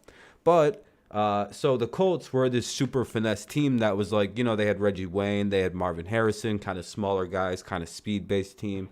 They were kind of like a more modern NFL team. The Colts were, which is they were kind of revolutionary with that. Very fast, very kind of like in your face, kind of like boom, boom, boom, boom, boom. But when they ran into the goddamn Patriots, they had a team that was just as fast as them, but they played way more aggressively. So you would have guys like fucking Lawyer Malloy or Ty Law or Willie McGinnis just fucking smacking the shit out of all these guys before they could get to the ball, because that used to not be a penalty to kill a receiver basically before 5 yards. There was this thing you were able to do. It was basically called hike, kill the receiver, he's done in the play. And now and pass interference was like a very, very hard penalty to get even considered. But now it was like I don't even think it was like a penalty before, like unless it was like a very obvious like thing, like where you like tackle the guy as he was going to make a catch. Like basically there wasn't what it was. But so Jim Irsay, after getting beat by the Patriots again and watching the Patriots lift yet another Super Bowl, cried to the NFL and went, "Dude, we can't deal with this. Like, how are we supposed to deal with the fucking Patriots just holding our guys down the field and fucking just not letting them get open at all?" So the NFL listened to Jim Irsay and created the rule of you can only touch a receiver in the first 5 yards before the ball's thrown to him. So basically, the reason that like receivers can do whatever they want in the league outside of 5 yards and then they can't be touched until they touch the ball is because the Colts couldn't beat the Patriots. That's a real thing, by the way. I'm not making this up. I'm not telling you a lie with a bias, even a little bit of bias. This is exactly what happened. And 2 years later, after he gets this rule change, right? Guess who wins the motherfucker? Guess who finally beats the Patriots in the playoffs? I think we're gonna do that. We could take a wild guess at what team finally was able to get past their longtime nemesis and finally get a win against them in the playoffs. Oh, you mean the Colts beat the Patriots finally in the playoffs after that rule was made, basically so that the Patriots super secondary couldn't just destroy the Colts' weak little receiving core that could barely make the Hall of Fame. You know how funny it is to me that Julian Edelman's going to make the Hall of Fame probably easier than fucking Marvin Harrison in them, and Colts fans are going to cry so fucking hard about that. Oh, man, they're going to cry so hard about that, by the way. That's the reason why you should support Julian Edelman making the Hall of Fame, because which one didn't make the Hall of Fame yet? Is it Reggie Wayne or Marvin Harrison? Or had, like, trouble getting in? Because one of them like had the hardest time getting in, and Colts fans are like super sensitive about it because they think he's like the greatest receiver of all time and shit. But like one of them didn't get in or isn't in yet, and like, could you imagine if Jules gets in? Reggie Wayne is not in. Okay, so it's Reggie Wayne and like, okay, so if he doesn't get in, and Julian Edelman does, do you know how fucking funny that would be? Oh my god, dude. I'd be like, yeah, because Julian Edelman's career had more of an impact on the game of football than fucking dipshits did. What did Reggie Wayne ever accomplish? What's his significant impact on the game? I still don't really understand why they just like, oh, we can't. It's hard. We can't really count the playoffs. I was like, yeah, but why can't you? Like Julian Edelman's literally the second greatest receiver in playoff history. Like. And has one of the most impactful catches in a Super Bowl game ever. It's like that alone is more impactful than the entire career of Reggie Wayne. That had more impact on the game of football than anything Reggie Wayne ever did was Julian Edelman's playoff runs. And I have that photo. I need to hang it. It's not huge. Dude, it's literally one of the greatest catches of all time, considering the situation. Like it's literally like arguably the greatest reception in like football. And I'm trying not to be. I'm trying to think of a better catch. Like you could probably say that the catch by David Tyree was a little, maybe a little better. Considering it was against Rodney Harrison, it was against one of the greatest like secondaries ever constructed. It was against an actual like undefeated dynasty. So you could argue that like that catch that he made against the Patriots was good, but also you have to consider what, you have to look at what the Patriots had just done. They were in the middle of completing the most improbable 28-3 comeback, and Edelman somehow fucking tips a ball that's inches from the ground, and like while like being like surrounded by like five guys, he like was able to like grab the ball right before it hits the ground and bring it in. It's just like those two catches are the greatest catches in football history, and I don't know which one it is. Like, you know what I mean? Those are two of the greatest catches that I've ever seen, along with there's one more. There's one more. The one against it was in the Steelers game. The guy caught the game-winning touchdown. It was just was that Antonio Brown? Not at first, I thought you were talking about the defender, but that's a different guy. Yeah, exactly, Alex. You could never recreate that Edelman play. You could recreate probably the David Tyreek helmet catch, that because I've seen helmet catches again. That Edelman catch you'll never see somebody. That situation will never happen. Like, that is an unreal play. Have you kind of heard the nickname that they've given Tyquan Thornton in No, practice? what's the They're starting to call him Tall Reek. Tall Reek, really? Like, Is my like stream he's super tall, delayed for some Tyreek Hill. reason? The stream, let me refresh. I think my stream might be delayed, but also because No, never mind. Okay, I don't think it everybody is. else. It's probably fine. It's just I'm hearing the audio way before everybody else. No, I know that. I just want to make sure because the Edelman catch was wild. I'm watching Randy Moss. Randy Moss was was a monster. Dude, yeah, that's something. Dude, yeah, it's like that's why, Alex. It's like that's why I have trouble trying to decide which of the two plays are like the both like catches are. It's like I just don't know which is a better catch because there is impact in situation. Like just that whole play from Eli, though. like the whole thing with Eli, that whole play is when you consider the whole play and situation, it makes that a bigger moment. But you also have to think like that situation it's the same with the Patriots. Brady, I think, avoided a sack or two on that play himself.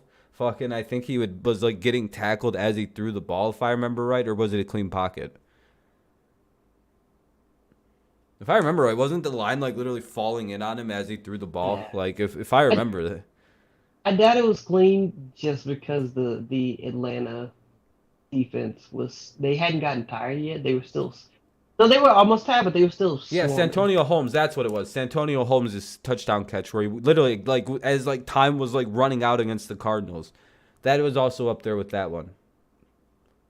I don't know, Nathan. What do you mean by the? But I would say Pick- Tyreek, David. I would say the helmet catch is better though, Nathan. Are you saying that George Pickens is filming in the locker room, or?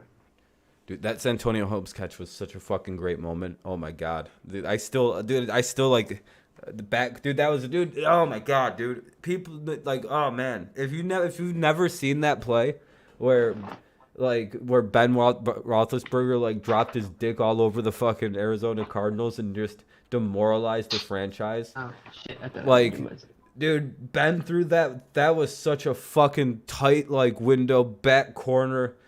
It was literally like it was like the closing moments of a Super Bowl. Ben was like he threw it to like the back corner of the end zone and shit, like you would see in a video game movie. You could like it was like a movie, dude. The ball was just like this perfect fucking arc of a fucking touch, the right amount of like touch. It was like literally like it was perfect.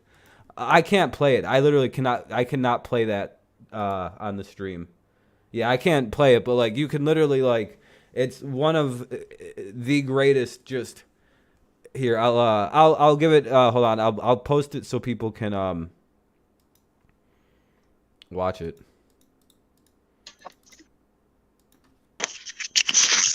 Hit the switch. I have to go walk my dog. Oh, that's fine. Sometimes dogs gotta be walked.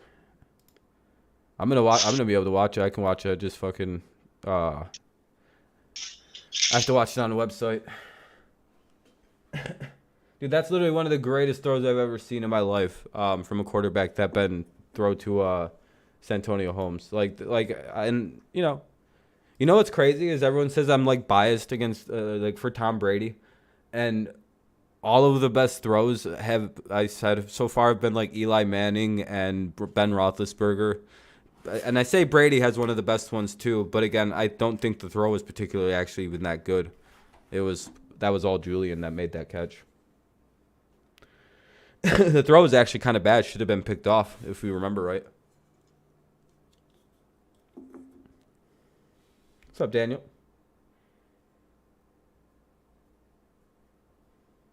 Yep, Edelman defended it and then caught it. Yeah, Edelman. Yeah, literally, there was like Edelman could have threw like it should have been picked. It was not a. That was completely on Tom.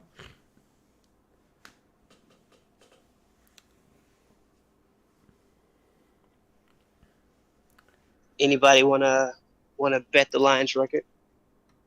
Lions record. I'm feeling dangerous. What do you think the record's about to be? Right now, I'm not. I definitely will never be confident enough to say win the division. But right now, I'm at plus 500. I'm seeing the Lions as a dark horse team this year. Like if they're a true dark horse. Like if you want to define what a dark horse team is, it's the Lions. People would be like, my dark horse pick, the Raiders. Wow, that would be shocking if a team with Devontae Adams, Darren Waller, and a whole bunch of other fucking all pros won. Hunter Renfrow, Josh Jacobs. Yeah, I'd be shocked if they won games. And Chandler Jones and Max Crosby. Yeah, I'd be stunned if a team with that little talent won any games. That's a total dark horse. No, the Lions are a goddamn dark horse. They won 3 games last year. The fucking Jaguars, if you actually want to be like, I think the Jaguars are a dark horse team. You can make that argument.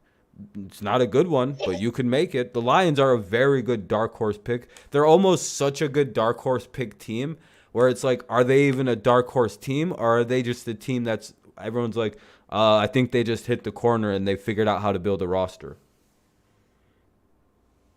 I completely forgot that they got Chandler Jones. The Raiders, yeah, that's terrifying. Yeah, dude, they have Max Crosby and Chandler Jones. That's such a fucking scary defensive line. Ugh. Dude, that's terrifying. That's literally terrifying. Crosby and the Lions Jones. have a chance because the Bears are trash. The Bears are probably going to be trash. Yeah, I love Justin Fields, but I don't think he can put them on his back like that. Unless N'Keal Harry turns into Devontae Adams, and I don't think he's going to do that. Now, what if Goff continues the way he played at the end of last season, where he went 11-2, because the last 11 games of the season, or was it the last 8 games of the season, he went 11-2, so that would have been a 24-2 touchdown to interception ratio, roughly, or 22 and it was 11-2 for touchdowns to interceptions at the last 6 games, I think, or something like that. He went on this very good number streak where if you look at it and if you average that out for 17 games, he literally goes like 30 touchdowns and like 8 picks maybe. So I don't think Goff was the problem last year, to be honest. That's what I'm saying. When Goff he went 11-2 down the stretch, so I don't know. That's a really good ratio. We all know that he was a puppet. And it's like, you know what, if he actually develops, because that's the whole reason why they switched, because that's I kind of think that the 49ers might realize, you know what, McVay, Shanahan went and got a veteran QB for a reason. Yep. Maybe the rookie is probably not, the young quarterback is probably not it right now. For the system that they're trying to run, they might need a veteran. Yeah, and now but if Goff learns, and I also think Goff at one point was like a great quarterback in the league, and then his confidence just vanished. Like everybody was like, he's a robot, he's McVay's puppet, he's a little puppet boy, he's just controlled by the coach, he doesn't make any of his own decisions.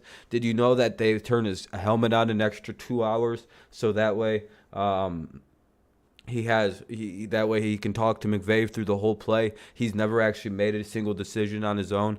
Could you imagine constantly hearing that about yourself and then being like, everyone thinks I suck at this game and I literally just threw 50 touchdowns. I'm one of the few quarterbacks who have put up numbers like I've put up.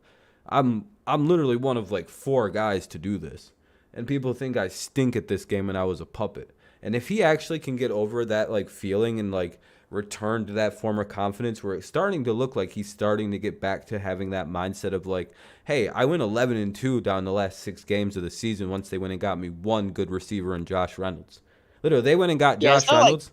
they They had they receivers got last what year. they added Josh Reynolds and Amon-Ra St. Brown played a little bit better, and he went 11-2 down the stretch.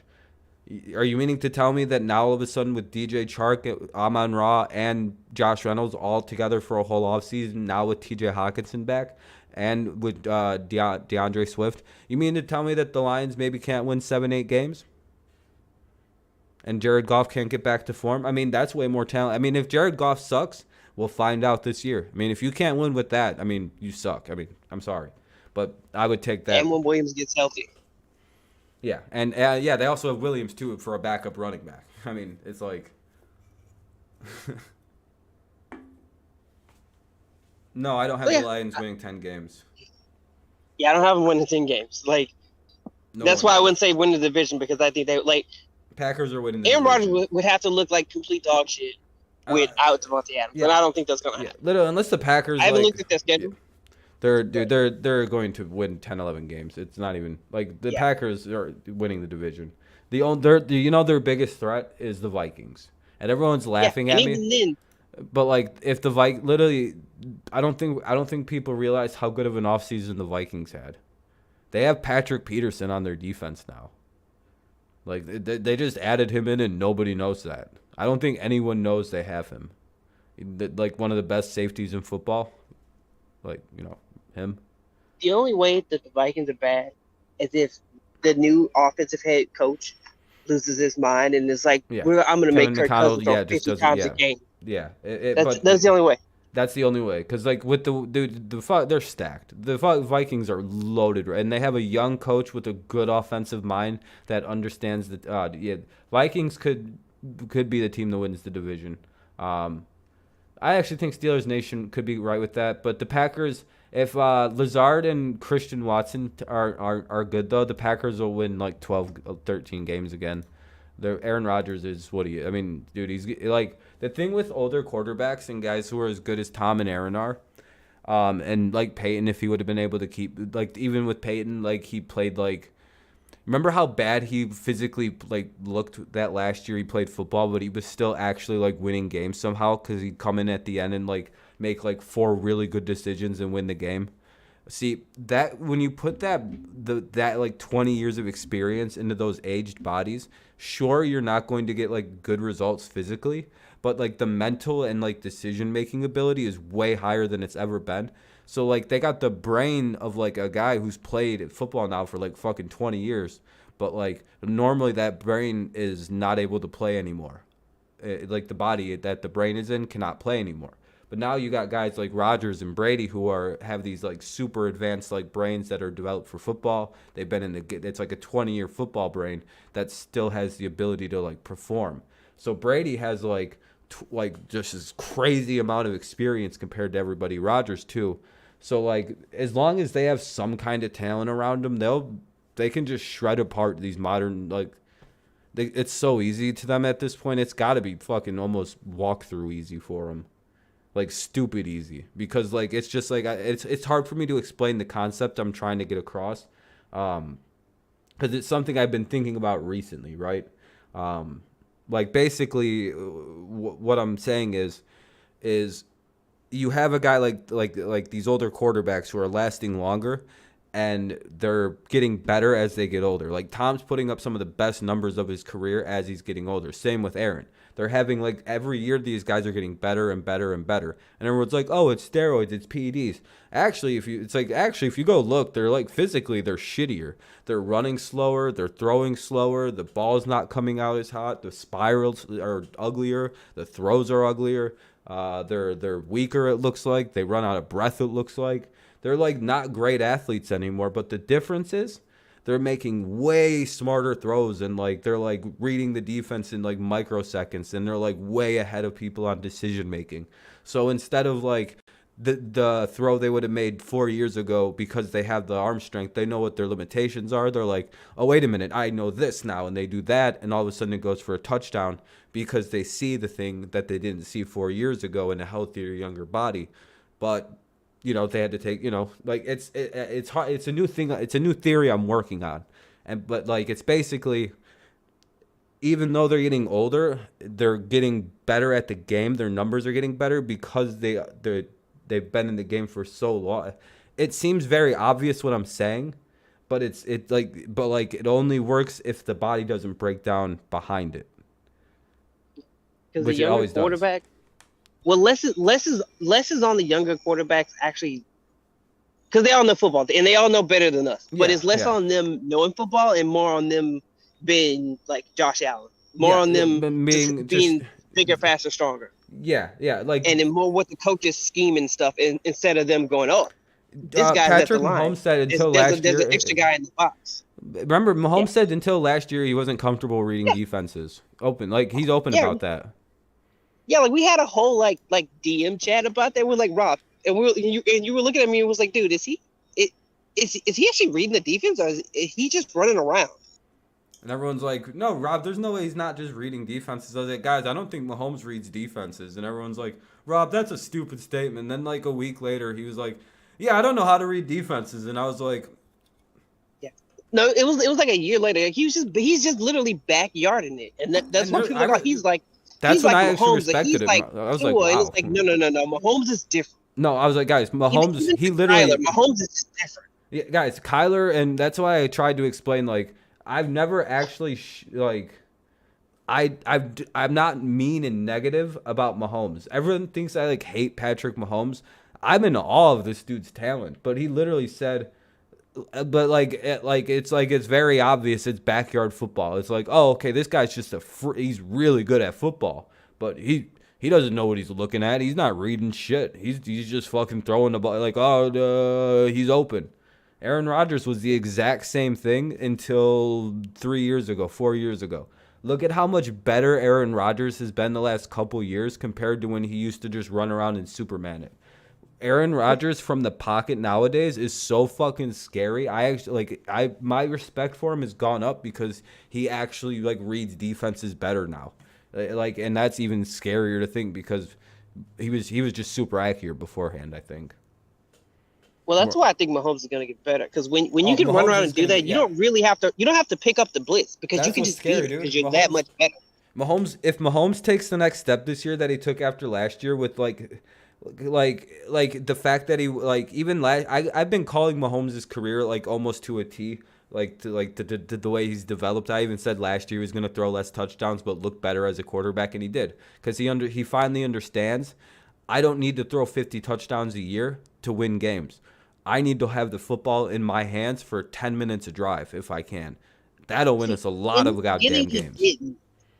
And that's when people were trying to call him trash. I was like, dude, he's practicing. He's actually playing quarterback. Yeah, he's going. I don't want my team's defense on the field. I want the football, and I want to keep my defense being able to go balls to the wall. And I think the problem was time of possession is last year that they drafted Clyde Edwards-Helaire, and that was a mistake. Yeah, Mahomes understands football, man. He has a good football brain. He understands that it's better to win the game with time of possession than by just scoring more than the other team. Look at Buffalo. Buffalo just learned a very hard lesson about that, didn't they? We scored on every possession against the Chiefs. There wasn't a single possession. Not fair. We didn't score. We scored every time against the Chiefs on every possession. Yeah, they strategically beat you guys.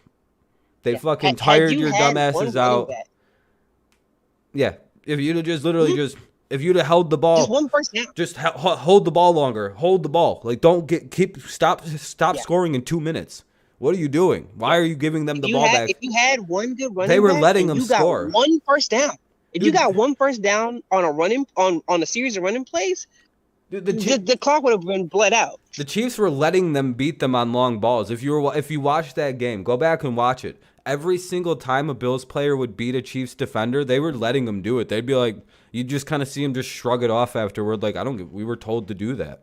We were told to to get that other defense back on the field and for us to go sit down. And guess who won at the end of the game? Oh, the team. God, dude, it's just like. But that's again, why I will gloat about being a Patriot fan. Every single Patriot fan knows two things: the 2-minute offense and the 5-minute offense. oh, the 5-minute offense is the good one. That's the scary one. It's hard, but I mean, like, if you can hold the ball for 5 minutes, the quarter's only 15. If you can hold the ball for a third of a quarter, that's ridiculous. If you're up by a touchdown or two, and it's a quarter left, you probably win that game because you can do 2-minute if it comes down to it, and you can do 5-minute if you need to milk the clock. Yeah, but and the more you milk the clock, the more they're gonna panic and go, "Fuck it, we gotta chuck it." Dude, and then that bleeds into the Patriots. I would have an offense. If I had an OC, I'd have an offense that would be such a weird offense because it'd be like we're trying to get 3.5 yards every play. That's all we want. That's what the Patriots were doing last year with the running backs that we have. I mean, even look Chiefs, at who the Patriots got now. They're all who they drafted. They drafted ball hawks at corner. Yep. Because that's what they want. They want you chucking it, so that their guy can bait you into throwing it. All right, I think I'm gonna start to wrap this up, everybody. My back is hurting. Yeah. If you can't tell, I keep and it's like 11:30. I'm like stretching out weird and shit, and my back kind of hurts. Oh no, I got a 1 day of work left, and then I'm off on Friday. Oh, okay, for sure. Yeah, we'll be doing the game tomorrow night. So. I'm also supposed to be up at 4 though. So. Oh shit! All right, man. Take it easy, Mike. Thanks for coming on. I appreciate it. Yep. No problem. All right, guys. This is a fun stream. We'll be going live tomorrow to cover the NFL game. It'll be pretty good. I want to get out of here right now because my back is like actually kind of bothering me. So I need to stretch out.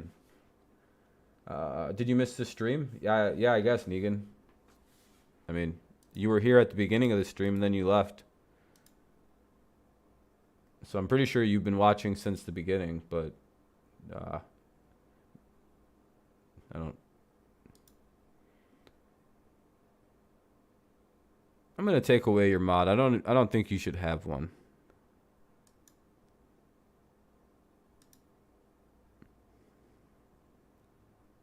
I feel like I shouldn't have given you one of those.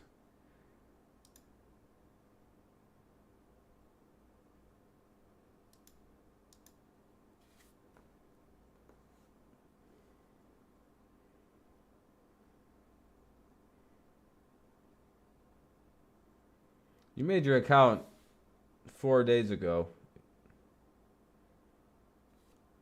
Yeah, but I could feel things when they're about to come. I've kind of been nah, not really. You know how I know that was your concern about? The thing is, Negan, you gave yourself away just there, my friend. And you know how I made you just give yourself away? I never said why I took away your mod. And you just went, if I was a troll, I would have banned everyone right away. I know what your plan was about to be. You were about to start timing people out like a motherfucker. You were just gonna, I don't know when you were going to do it.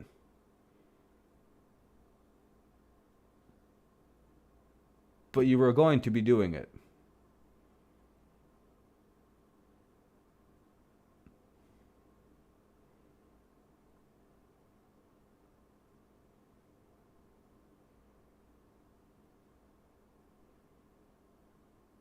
Are you going to say that you weren't going to eventually, you assumed?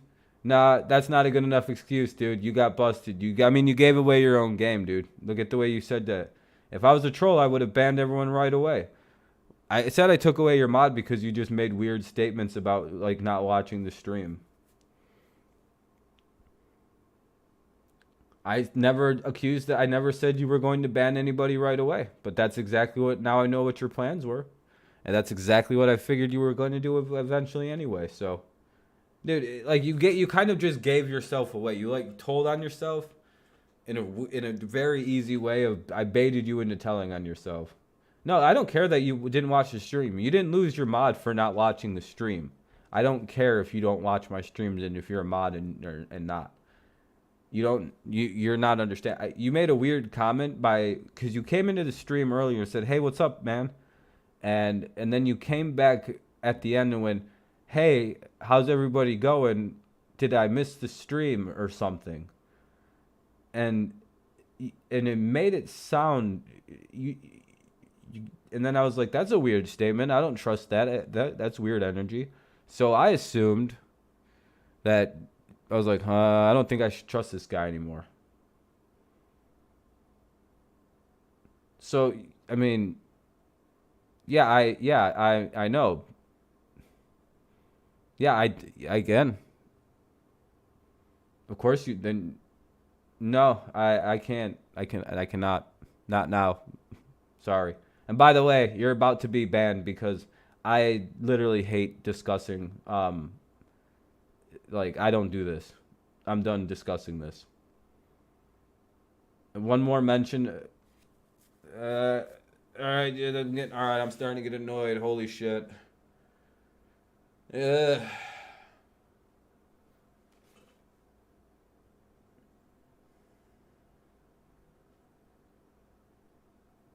I hate mods. I really hate mod stuff. It's so annoying. You don't need to be a mod.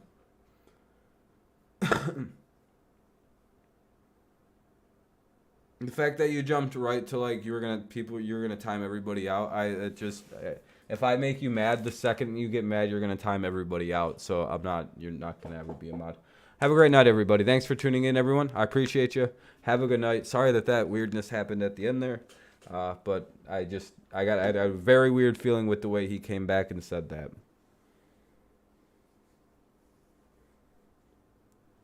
I don't know. I was fucked up and I was deciding to I thought giving everyone mods would be funny.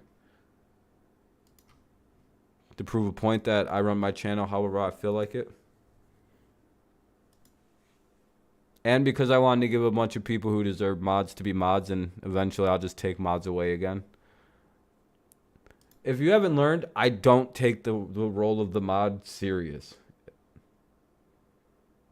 Yeah, hey, Negan, we kind of know you're a troll. I literally told you that you're a troll since the beginning. You do know, Negan, that I was right about you being a troll then. You're not very good at this, dude. Yeah, nothing happened.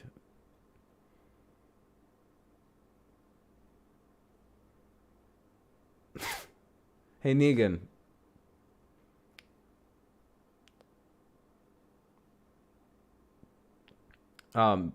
When you want to try and do stuff like that, you got to speak clearly and not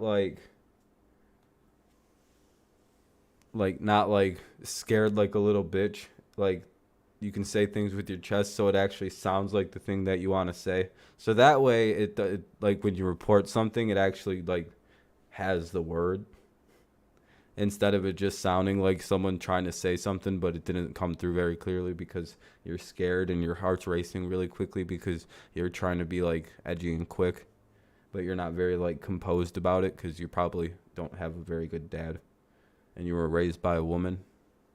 Then, I mean, because you kind of have this like feminine disposition, like this like feminine like energy where you're like, I do things mysteriously and behind the closed doors and I do things kind of like I'm like this like super shitty troll and like, but I think I'm a good troll and no one ever knows it's me, dude. We know it's been you the whole fucking time, dude.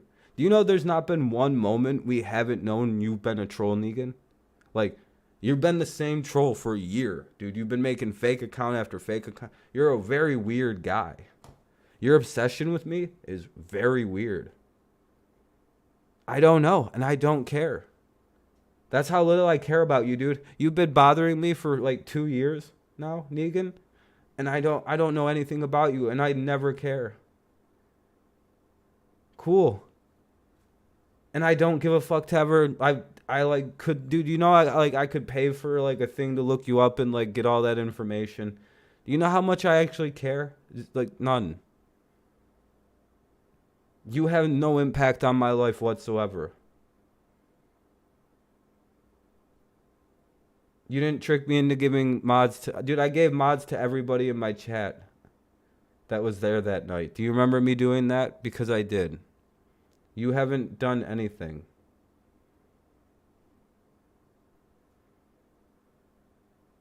Do you realize how like little like outside like when okay, so your life is dedicated to like fucking with me the last couple years?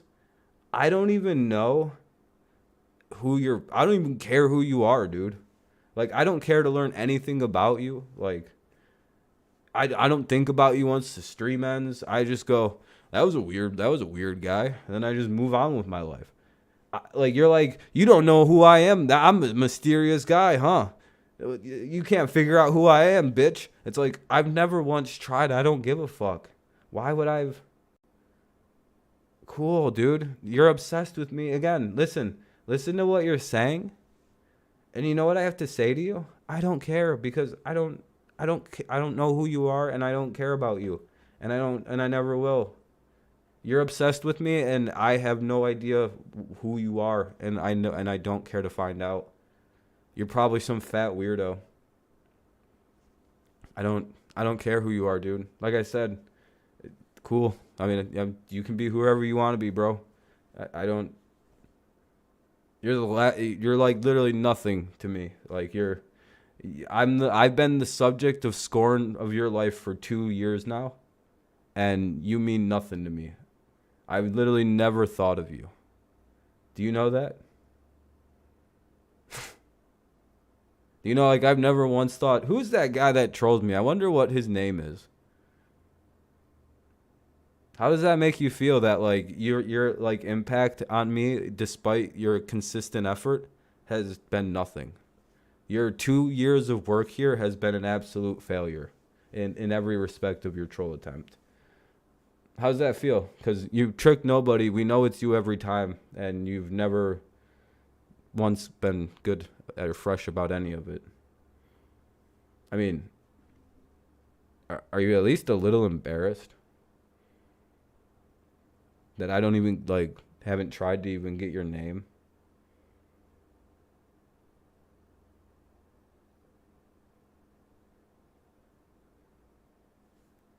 Like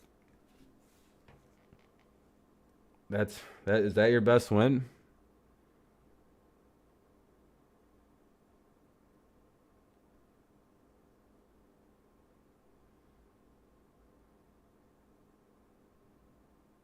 So for probably 600 live streams, that's your big win.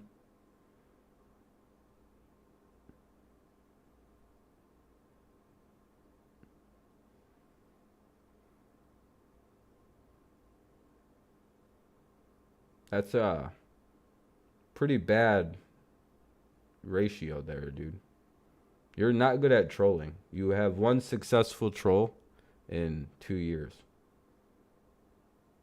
No, dude, I don't like how, dude, I don't think you understand the concept of how this works. I let you sit here and chat when I want to fuck with you and fuck with somebody. Like, do you understand that I sit here and I bully you and take my aggression out on you, and then I ban you, and then I'm nice to the rest of the stream? You're a piece of entertainment for me. You're my little puppet toy that I play with. Like, you're a such a shitty troll that I can fuck with you in any way I want. You reveal yourself to be the same person so people don't think I'm crazy when I say this is the same guy for 2 years. And it is, and you made 400 plus accounts, over 1,000 accounts at this point, actually. I don't know how many you're at. And you keep making them. I make you make fake accounts. I make you think about me all day. I make you pay people to fuck with me. I make you do all this because I'm in your head, dude. I own you. You don't know what owning somebody is. I make your life operate around when I turn on my live stream. And guess what? I don't even think about you once. I don't even know who your name is. I've never even thought of the idea of like, maybe I could look that guy's name up. To me, your name is Negan right now. That's what your name is. And whatever your next name on your screen name that you make when I ban this account and you come back because you're my dancing monkey and you will come back as, watch this. Watch. Little dancing monkey will come back. Anyway, he's going to come back on a different account and pretend to not be Negan and pretend to not be that guy, and then eventually reveal himself as a serial spammer. And he'll just keep doing it again because I own the little bitch. And he thinks like, it's like, dude, you've never once tricked anybody on this stream in any capacity. You're a very bad troll. I would stop trolling people and just try to be a nice person, maybe. Some advice. Like, if you were a good troll, we'd give you kudos. But, like, you're very bad, dude. I don't even care to get your docs. Do you know people have offered to give me your docs? Like, I could know who you are. I'm like, dude, I don't care. Don't do that. Leave the guy alone. He's probably autistic. Like, genuinely, the reason, like, you're lucky that I'm a nice person and sympathetic to people that I think have autism or some kind of, like, social like disorder where they have like problems with like people and stuff and like certain issues. You're lucky that I'm like very fucking like sensitive to like to those issues for people, or else, dude, I'd fuck your world up. I would make life a living hell for you if I wanted to. But again, I think you're probably autistic, so I feel bad for you, and I don't care to learn anything more about you. So that's literally that's your impact on me. That's your 2 years of trolling has resulted in me thinking, man, I feel bad for that guy. He's probably very autistic and doesn't have much going on outside of this. Because, I mean, dude, your trolling has resulted in nothing. You haven't even got, my channel doesn't even have any strikes on it. Do you know the only problem my channel has on it is when I showed a basketball game? Like, all your attempts to like getting me in trouble and like trying to take my channel down and doing all this weird shit, all it's resulted in is nothing.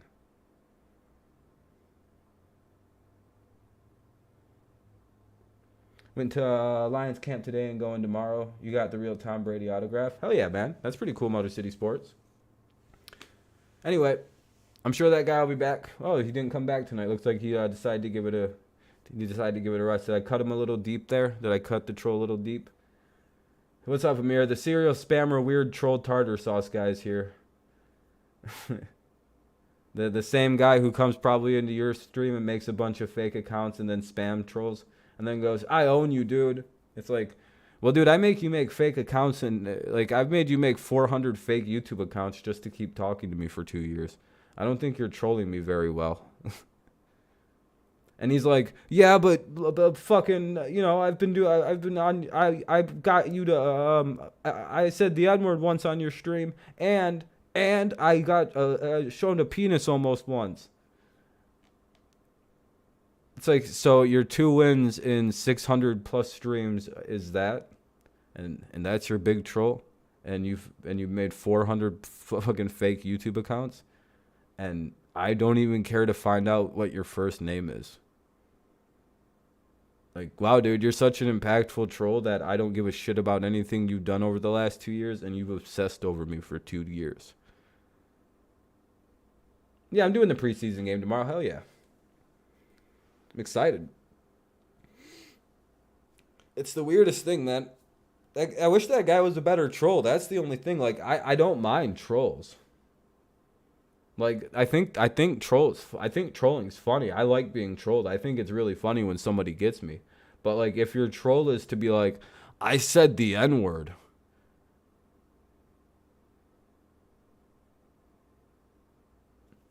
Wow. No, it's just he's a bad, like it's like dude, 2 years, it's like 600 streams, and the most you've done is make 400 accounts that have all been banned, and your 2 accomplishments are you got to say the N-word one time and it didn't even come out clean and it sounded like the word bigger, and so the report didn't work. Literally, it sounds like he says the word bigger, bigger, bigger because he was like way too like scared, like in his like enunciation of the word, and it just didn't come out right. So the guy, I mean, he fucked that up. And then let's see, what else did he fuck up? So that kind of lets me know that he's like a bit of a bitch and a bit of like a soft beta male, that he wasn't able to say the N-word successfully and get a stream taken down, which is really easy to do, by the way.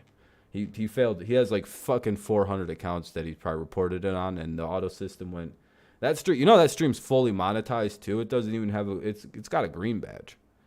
He wasn't even able to get it, like, it wasn't even like fucking yellow, like even in like, dude, you're not good at trolling. Like, you should stop.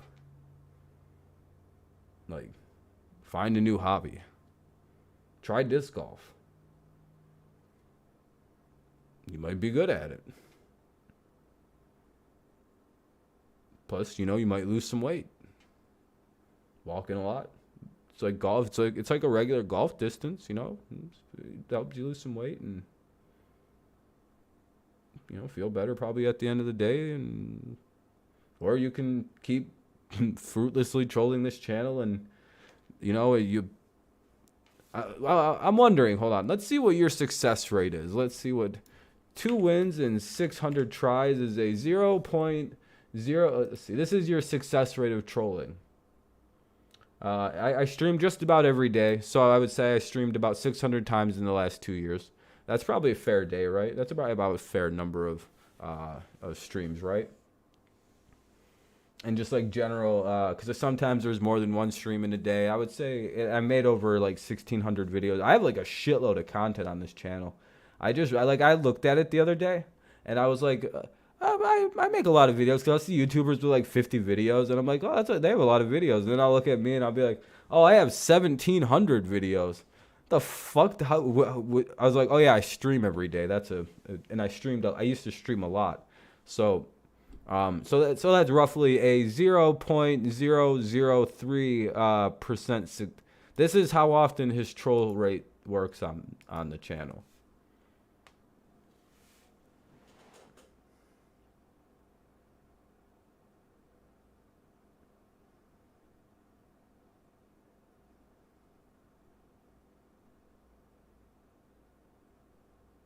Hey, Padres fan, how's it going?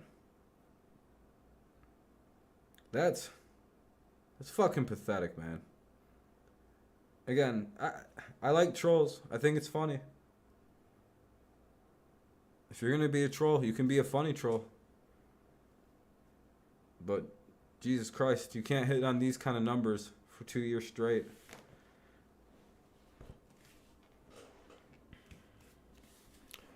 This is 2 years worth of work, and he's got 2 successful hits. That might be the worst numbers I've ever seen in trolling history, folks.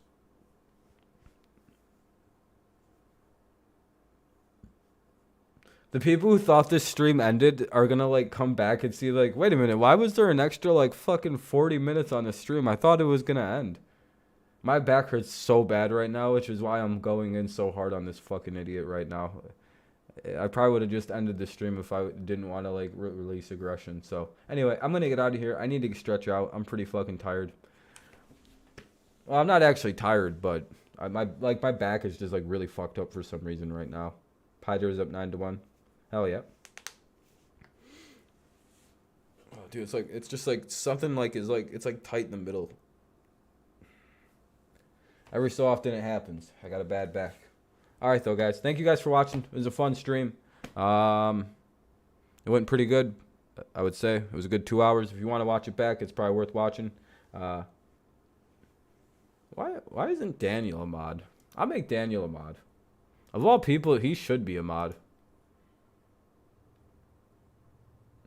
Then, if you rewind the last 20 minutes, you will start laughing hysterically. You know Negan? You know how Negan was basically always that like weird troll guy?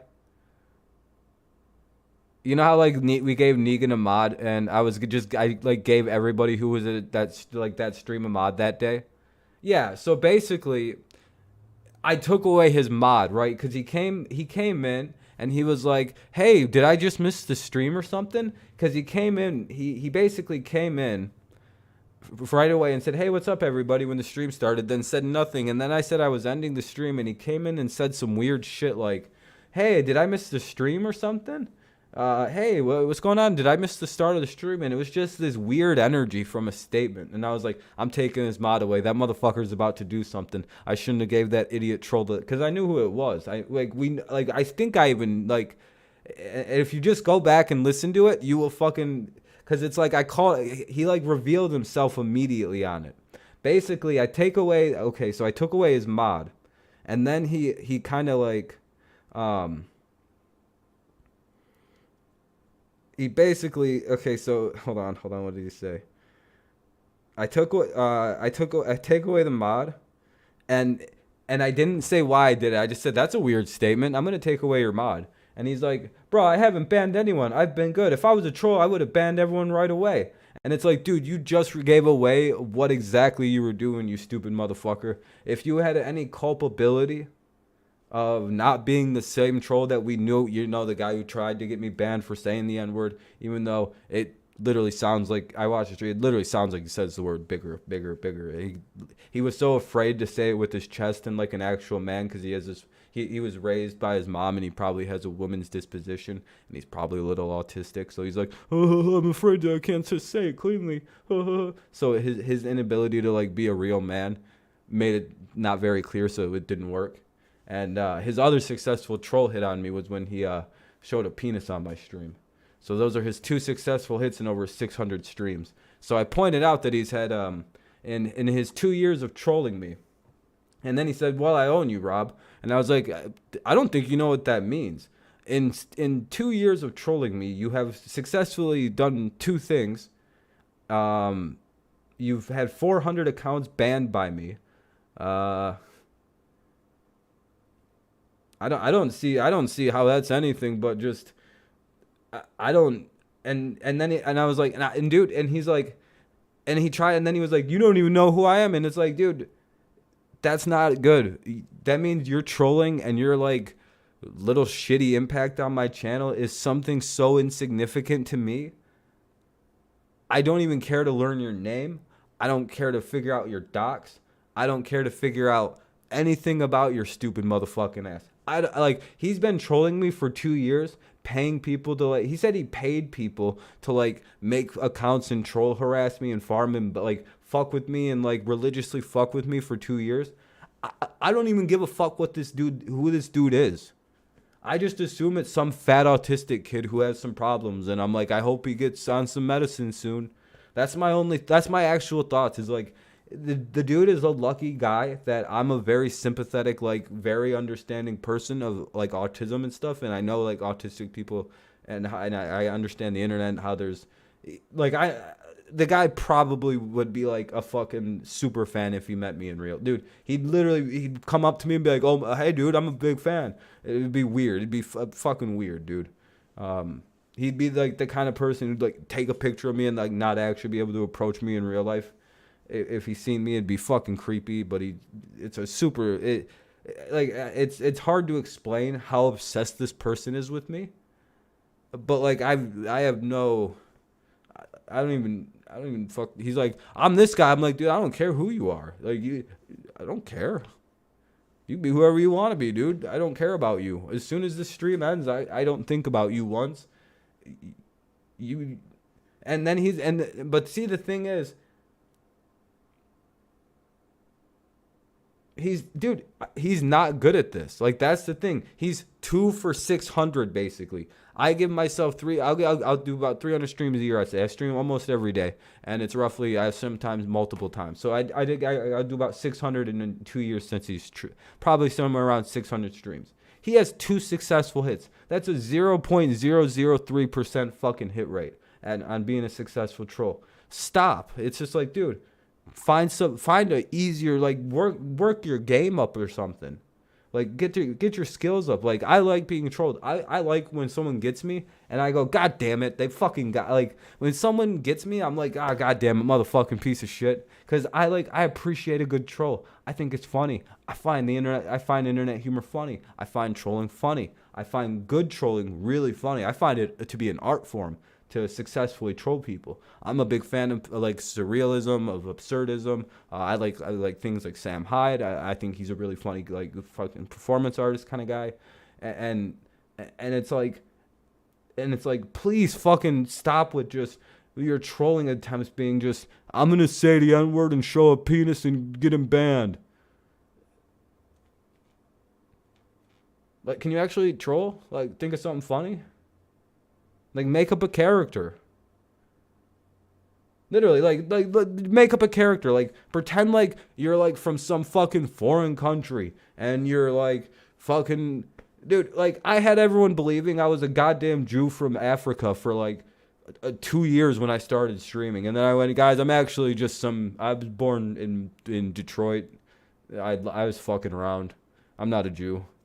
Like, literally, I had everybody, like, that's a good troll. I could still be, people would still think that I was born in fucking Israel, actually, is where I said I was born from. People would still believe that shit. Like, that's a good troll. It's called fucking being good at what you're doing. I was fucking with people. I didn't want people to know anything about my real identity. So I fucked around and trolled. That's a good troll. Fucking being racist for no reason. That's not a funny troll. There's no troll. There's no art to that. Well, what's funny about? Oh, I got him banned. I literally had fucking hundreds of people at one point believing that I was a goddamn like. I was in a Discord full of alt-writers being like, someone sent me a message after they were mad at me and told me to go back to Africa. You stupid African Jew. I'm not any of those things. I had people so mad that I was being thrown racism and shit. And I was out here learning how to, I learned so much Judaism. I had to go out and learn about fucking geography of places. I had to learn about like Haifa, Israel. I had to learn about like the culture of what it was like living in a country of a place.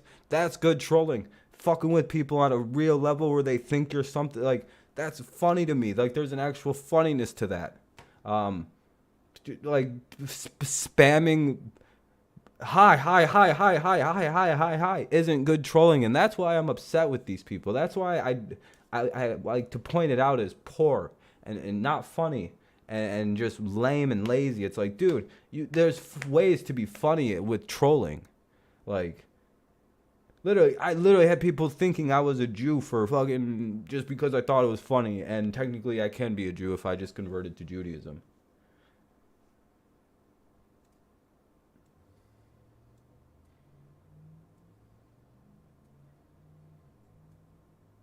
Yeah, Ven. It's Ven. It's just like, if you're gonna troll, be like do something like that. Like I'm a funny. I used to literally be a troll. Like, so I kind of maybe have a different mindset. I actually used to fancy myself a pretty fucking talented troll.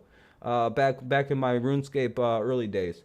To like literally, dude, I used to get so good at like fucking with people that I would literally get them to like, I would see other messages about how like I'm gonna get his fucking docs and murder his entire like, dude, I used to get people so mad that like we'd be in Discord calls and I'd be hear them punching their keyboard going, "Fuck you, Rob, fuck you fucking piece of shit," and I'd just be like, "Dude, you don't need to be so angry, you fucking retarded fat." Yeah, like, it was a lot of. Dude, and that's a good troll. Everybody, like, that's a good troll to where it was, like, very well executed. It's like, oh, yeah, I'm not Jewish. I was born in Troy, Michigan. I'm a little Native American, I think. Yeah, Alex, I was, like, see, that was a good, that was a good troll. That was a good way of, like, it was very inoffensive. It really wasn't. It was just like a boom. Dude, and I had details on details of stories and, like, random pictures of people and, like, I had stories of people and, like, I made up stories, but I just found random people that I kind of looked like and that were, like, I typed in old Jews with red hair and, like, oh, here we go. That guy kind of looks like I could be his son. There's my dad. It was just, like, random shit like that. I don't even know who half them people were. I just have to make up stories. I found an old picture of just some like guy sitting against the wall. And be like, that's my grandpa during the 7 Days War. He was one of the few people who got his picture taken. He enjoyed war so much. Like I had stories made up about these people. That's advanced troll. That's fucked it. You know, and it's the and it was done to obfuscate my identity because I really don't like people knowing about myself, and then I stopped caring about it. So much so, but not so much so that like people I don't think know certain things about me. Like I don't think people know I have a. I'm not gonna say. I'm not gonna say that part. But like the most I would say people know is that I have some brothers and a dad, and my mom passed away of cancer. That's probably the most that you people know about me in reality. Not much, Wade. How's it going? It's just just explaining the troll situation that we have here. It's just one guy, and it's just sometimes he's a good source of entertainment. I farm him. I fucking milk him like the little fucking. I milk his titties every time he shows up in here. Because if I ever run out of things to talk about or my back hurts, me getting in me kind of getting like hyped up like this kind of actually makes my back feel a little bit better because I start getting adrenaline pumping through and the endorphins and stuff start rushing through, and so my back doesn't hurt as bad right now. So actually me sitting here talking shit with good posture has made my back feel a little bit better. So plus, like, dude, I can honestly you just use this guy for free content to just shit on somebody relentlessly, and I don't feel bad about it because once I explain to them that this person's been fucking with me for 2 straight years, I automatically win. Literally, as long as I don't say something fucking vile to the person, like if I'm not racist or some shit to this person, I can never be in the wrong to what I say to this person, by the way. I can literally be like, dude, I hope, because he's literally said shit like, I'm glad your mom died of fucking cancer. Like, this guy has said some of the most vile shit to me, and I've never once have said anything worse than, I think he might be slightly autistic and a little overweight. You can't fight, dude. And like, I've never, like, he can never win against me on this one.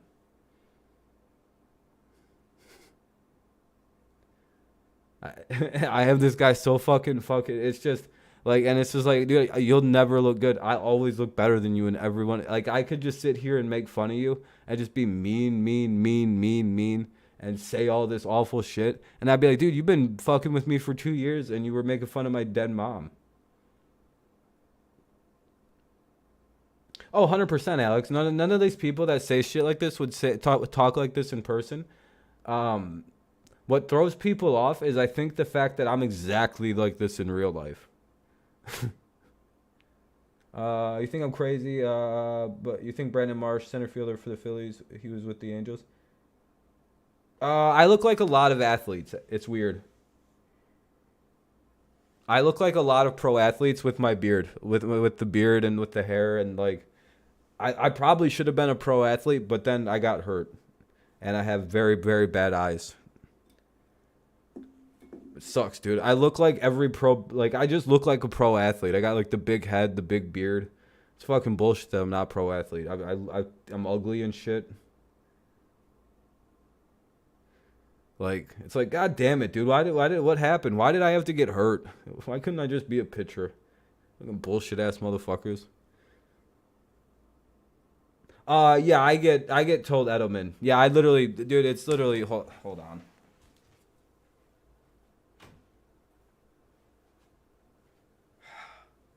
This shit, I hate it so much, dude. It used to be way worse. Cause like, now that I got the short hair, but it's like, and the beard's a little bit like more, now it's Ryan Fitzpatrick. But if I put on a fucking beanie, I literally look like young, like, I don't know though, my eyes, I don't know, I look a little, I'm looking pretty good right now though, I'm looking pretty, but, yeah, I look a lot like Ryan Fitzpatrick not right now with the fucking beard and all that. Yeah, I'm a lot more handsome than you thought, huh? You thought I did small mode because I'm ugly, huh? That I got a weird face or a fucking... No, I just don't like being big. And I got these fucking big ass muscles. You see these fucking guns? I've been working out, bitches. If you've actually been watching me at all, you've noticed that I've got quite this. You see my tan? Been working on my tan, and look at my size of my muscles.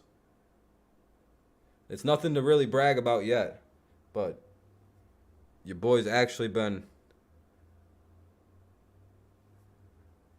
Yeah, I've been finally working out. I started the old grind. I know that they're you don't they're not very big muscles now, but like compared to where I was just like about 2 weeks ago, I'm fucking getting pretty fucking bulky, dude. You can kind of see the fucking definition. I'm very cut up for whatever reason, and it's hilarious. But I also have a good tan going on right now too. See this? Am I the only ginger you've ever seen that gets a tan? Like, and by the way, this is a tan. Look, it's not sunburn. That's my skin color. Look at that. That's my proof I'm not white. By like a fully like ginger, like I'm one of the few gingers I know that like literally legitimately tan. I don't even, it's Native American red. It's Native American skin, I guess. As the summer progresses, I look more and more Native American, if you can't tell. I guess that's the way to look about it. I got like these weird almond eyes and shit. Like, I don't know. Like I said, if I took a DNA test, it'd come out majority Dutch and probably British. I fucking look Russian too. Like that's another one. It's like, am I Russian? Because I whenever I see like pictures of like old Russians, I always look like fucking. I look like Zara Alexei. Hold on. There's like a hilarious Tsar Alexei Roman. There's one where, dude, it's like striking. Like it looks like I could be a Romanov, and it's like, oh shit, is Rob a fucking part of like a secret part of this? Hold on. Dude, it's like it's scary how much I look like one of them. Oh, here it is. Like, it's like a scary level of like, could Rob be a distant? Yeah, this is Tsar Nicholas II. That's who it was. Tsar Nicholas Romanov. Like, dude, that's eerie. I'm talking like that might be the scariest thing to me is how much I look like that. Like to me, I've never like that was I would look like that if that I look like Tsar Nicholas. Like I could be in the Romanov. I look like I'm in the Romanov family, kind of. Hold on, let me make myself just a little bigger, just so I can like. If I stop, God damn it, click right there. Like it's like even like because my beard's a little messy right now though, but like if I styled the beard out. Push the hair to the side. It's fucking, dude, it's eerie. Like, similar eye things, like, if you look at it. Let's pull up another picture. This is very weird, dude. It's one of the creepiest. Here's it from the side if I kind of do it.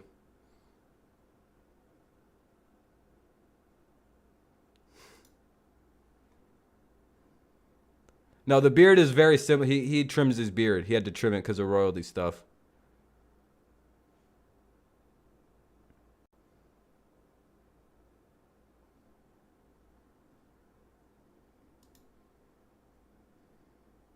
Wait, what'd you just say? Dude, I always feel like I look like I look like these like it's just like very distantly. And it's a very scary thing to me where I'm like, am I distantly related to these fucking people? These fucking did my family survive and I'm like one of like the no, I just kind of look Russian. I just look like Okay, let's do Adam. Dude, the Edelman one is like this one hurts my feelings. They just pull up anyone. Let's see. I don't know. Let's see.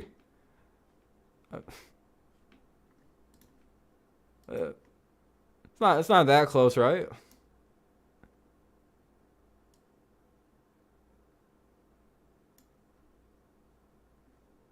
It's not that dramatically like. Hold on. It's not that bad.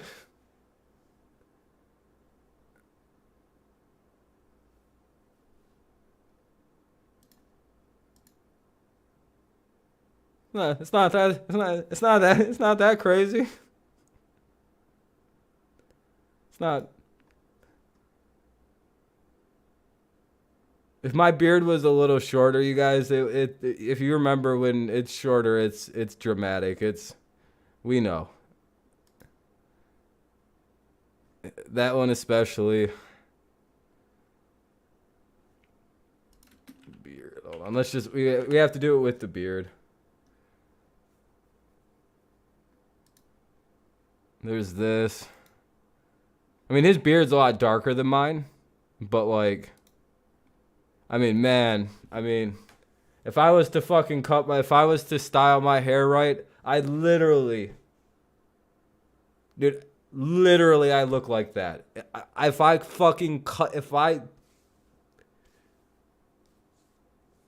had a tighter cut hairline, I look like that. If I trim my beard, dude, it's hilarious.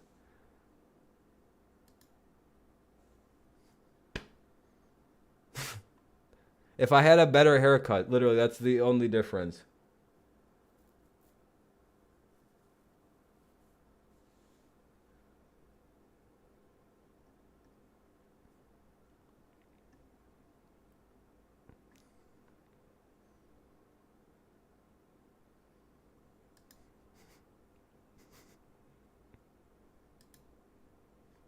The Ryan Fitzpatrick's even funnier.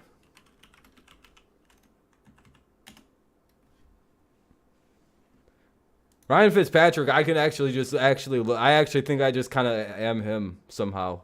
I think I'm just sort of am Ryan Fitzpatrick, and I don't know that. And I just black out for several hours a day when the football season happens and I go play football. I'm pretty sure I actually might just be him. Like, I'm just like, I'm pretty sure I might just be Alex. I mean, the beard's the most. I have his beard.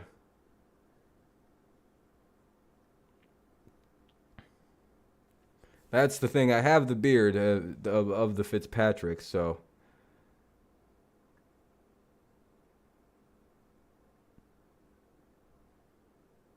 That's the funniest one, is how much I actually do sort of look like this guy compared to a lot. And I'm like, I don't look that much like Fitzpatrick.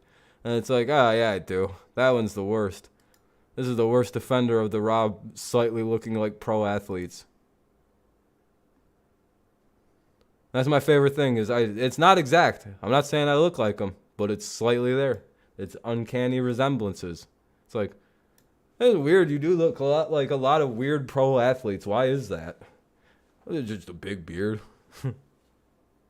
I have a lot of testosterone. So I grow a big beard, unlike betas who can't grow big beards. And you know that's the truth, right? Guys who generally, like, you can kind of...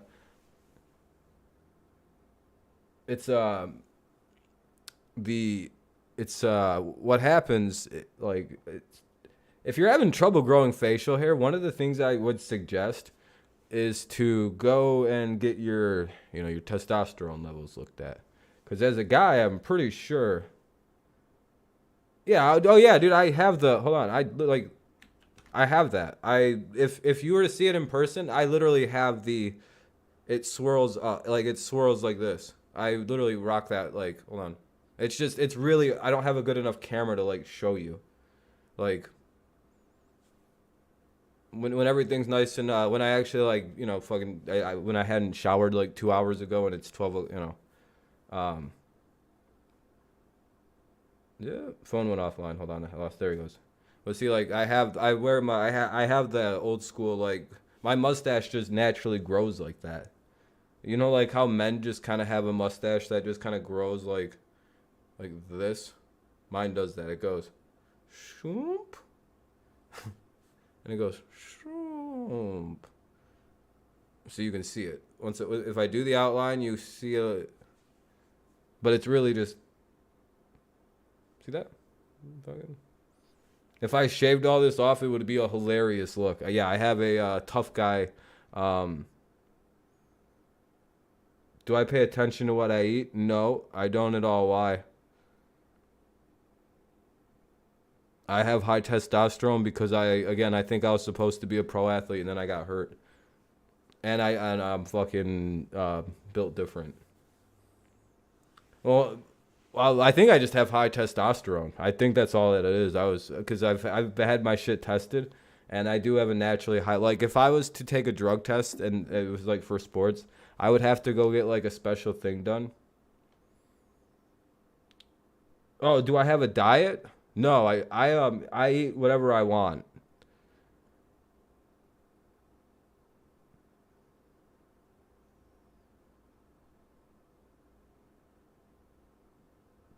Maybe I guess I eat chicken, fish, um French fries. I try to eat some bananas. I eat a lot of chips. Drink a lot of slushies.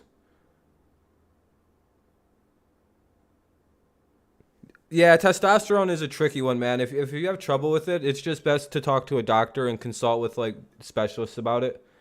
Um, but like I don't eat a lot of junk if that's what you mean. I mean I don't eat the healthiest like and I eat a lot of snacks, but like I eat probably a lot of meat. I'm like in really I mean I drink a lot of pop. If I quit drinking pop, I'd probably be one of the healthiest people I know. Um, 'Cause like you know, I don't know. Fucking my body's like remember like I had a head injury? Like it fucking healed up. I'm already healed. Dude, that was a bad cut I had on my head. Like, did you guys like you could see it through like the band-aid. It was a huge fucking gash and it like I ripped the band-aid off and it ripped off part of the scab and it was just nothing there. I was like, "Oh."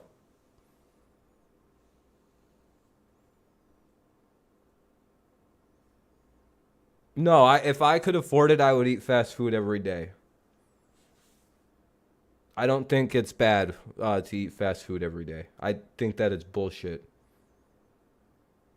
I would love to eat Mickey D's every day, and I would just walk it off. Calories in, calories out. Biggest thing ever. Calories are the thing that are.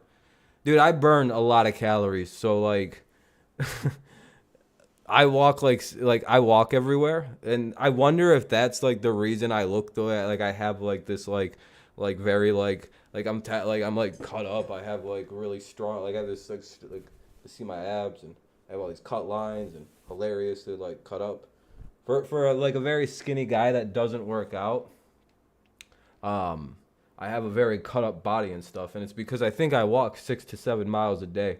I have hugely cut, defined calves, and I have a huge beard. I think walking the way I do is a big thing. I burn a lot of calories. I walk a lot.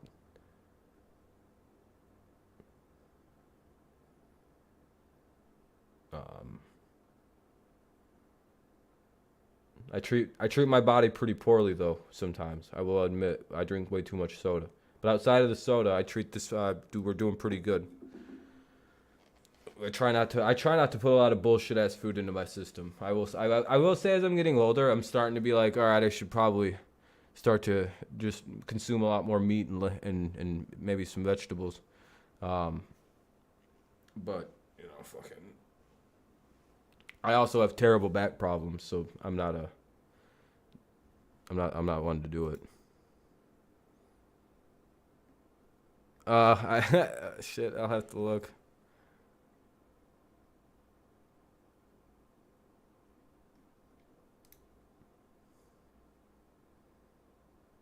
All right. I'll look at it. I'll check this out. I hate when things can't be played. I can't play. I'm not gonna play something that I can get. It's not gonna play. It's not playing for me. Fuck that. I'll show you. I'll even prove it's not working. So you can't just be like, oh, he's just saying that. What a piece of shit. I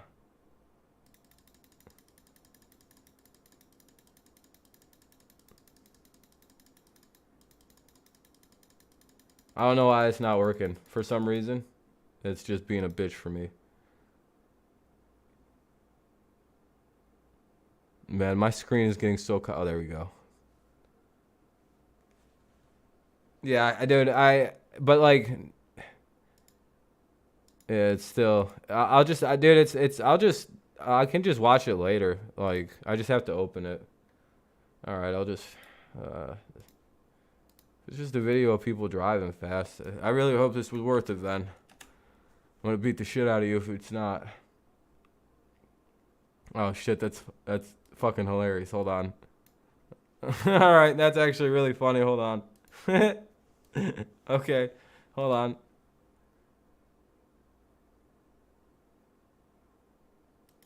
No, hold on. We'll just open the tweet. It says Kyler Murray and Kyler Murray on his way to the stadium. But I think the other tweet with it says Marquise Brown and Kyler Murray driving to practice is what the other one was captioned. You know how they're both little fellas. Look at that little ass. Look at that little. Look at that. There's Kyler right there. There's the car. Kyler Murray right there. I can't believe they actually caught that dude on his way to practice. That's unreal. You know how hard it is to capture him driving in his car like that? I don't know why that's the funniest fucking thing.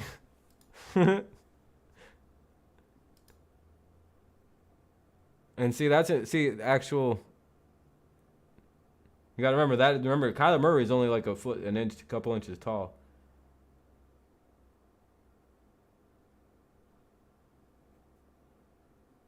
So you gotta remember that Kyler's not a very large man. So, so you gotta be. That's an actual picture of Kyler Murray, by the way. That's not doctored in any way.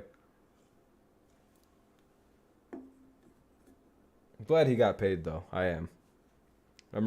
You know what's weird is I actually like Kyler Murray. I don't know. I just love the short jokes about him. There's nothing funnier to me than like just the mean little shit-headed short jokes that kind of make about Kyler. Because it's like, dude's like this little dude who just comes out and shits on NFL teams, and it's hilarious. Yeah, Hollywood Brown got arrested for criminal speeding. He'll be all right.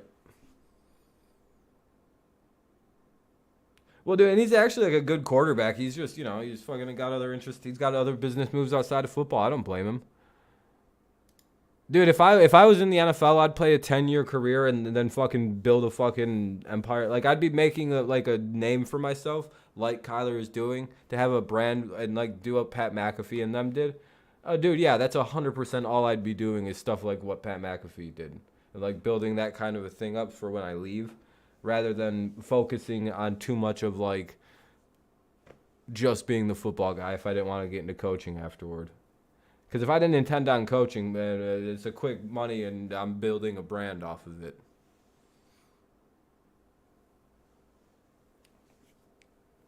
So I don't blame guys for doing stuff like what Kyler's doing. I'm very pro player. You got to remember, I'm very pro player, anti-owner in terms of the money stuff in sports. So, all right, though, guys. I'm going to get off. I was going to get off a while ago. I did like an hour extra. So I hope you guys have a great night. I hope you enjoyed me yelling at one person thing I do for like an hour. And then, yeah, all right. That was a fun stream. Have a great night. Go Lions, go Patriots. And, of course, it's always go Tigers. And I'll see you when I see you guys next, which is tomorrow for the Hall of Fame game. That should be a terrible game as it usually always is. But, it'll be nice to watch some actual football. Raiders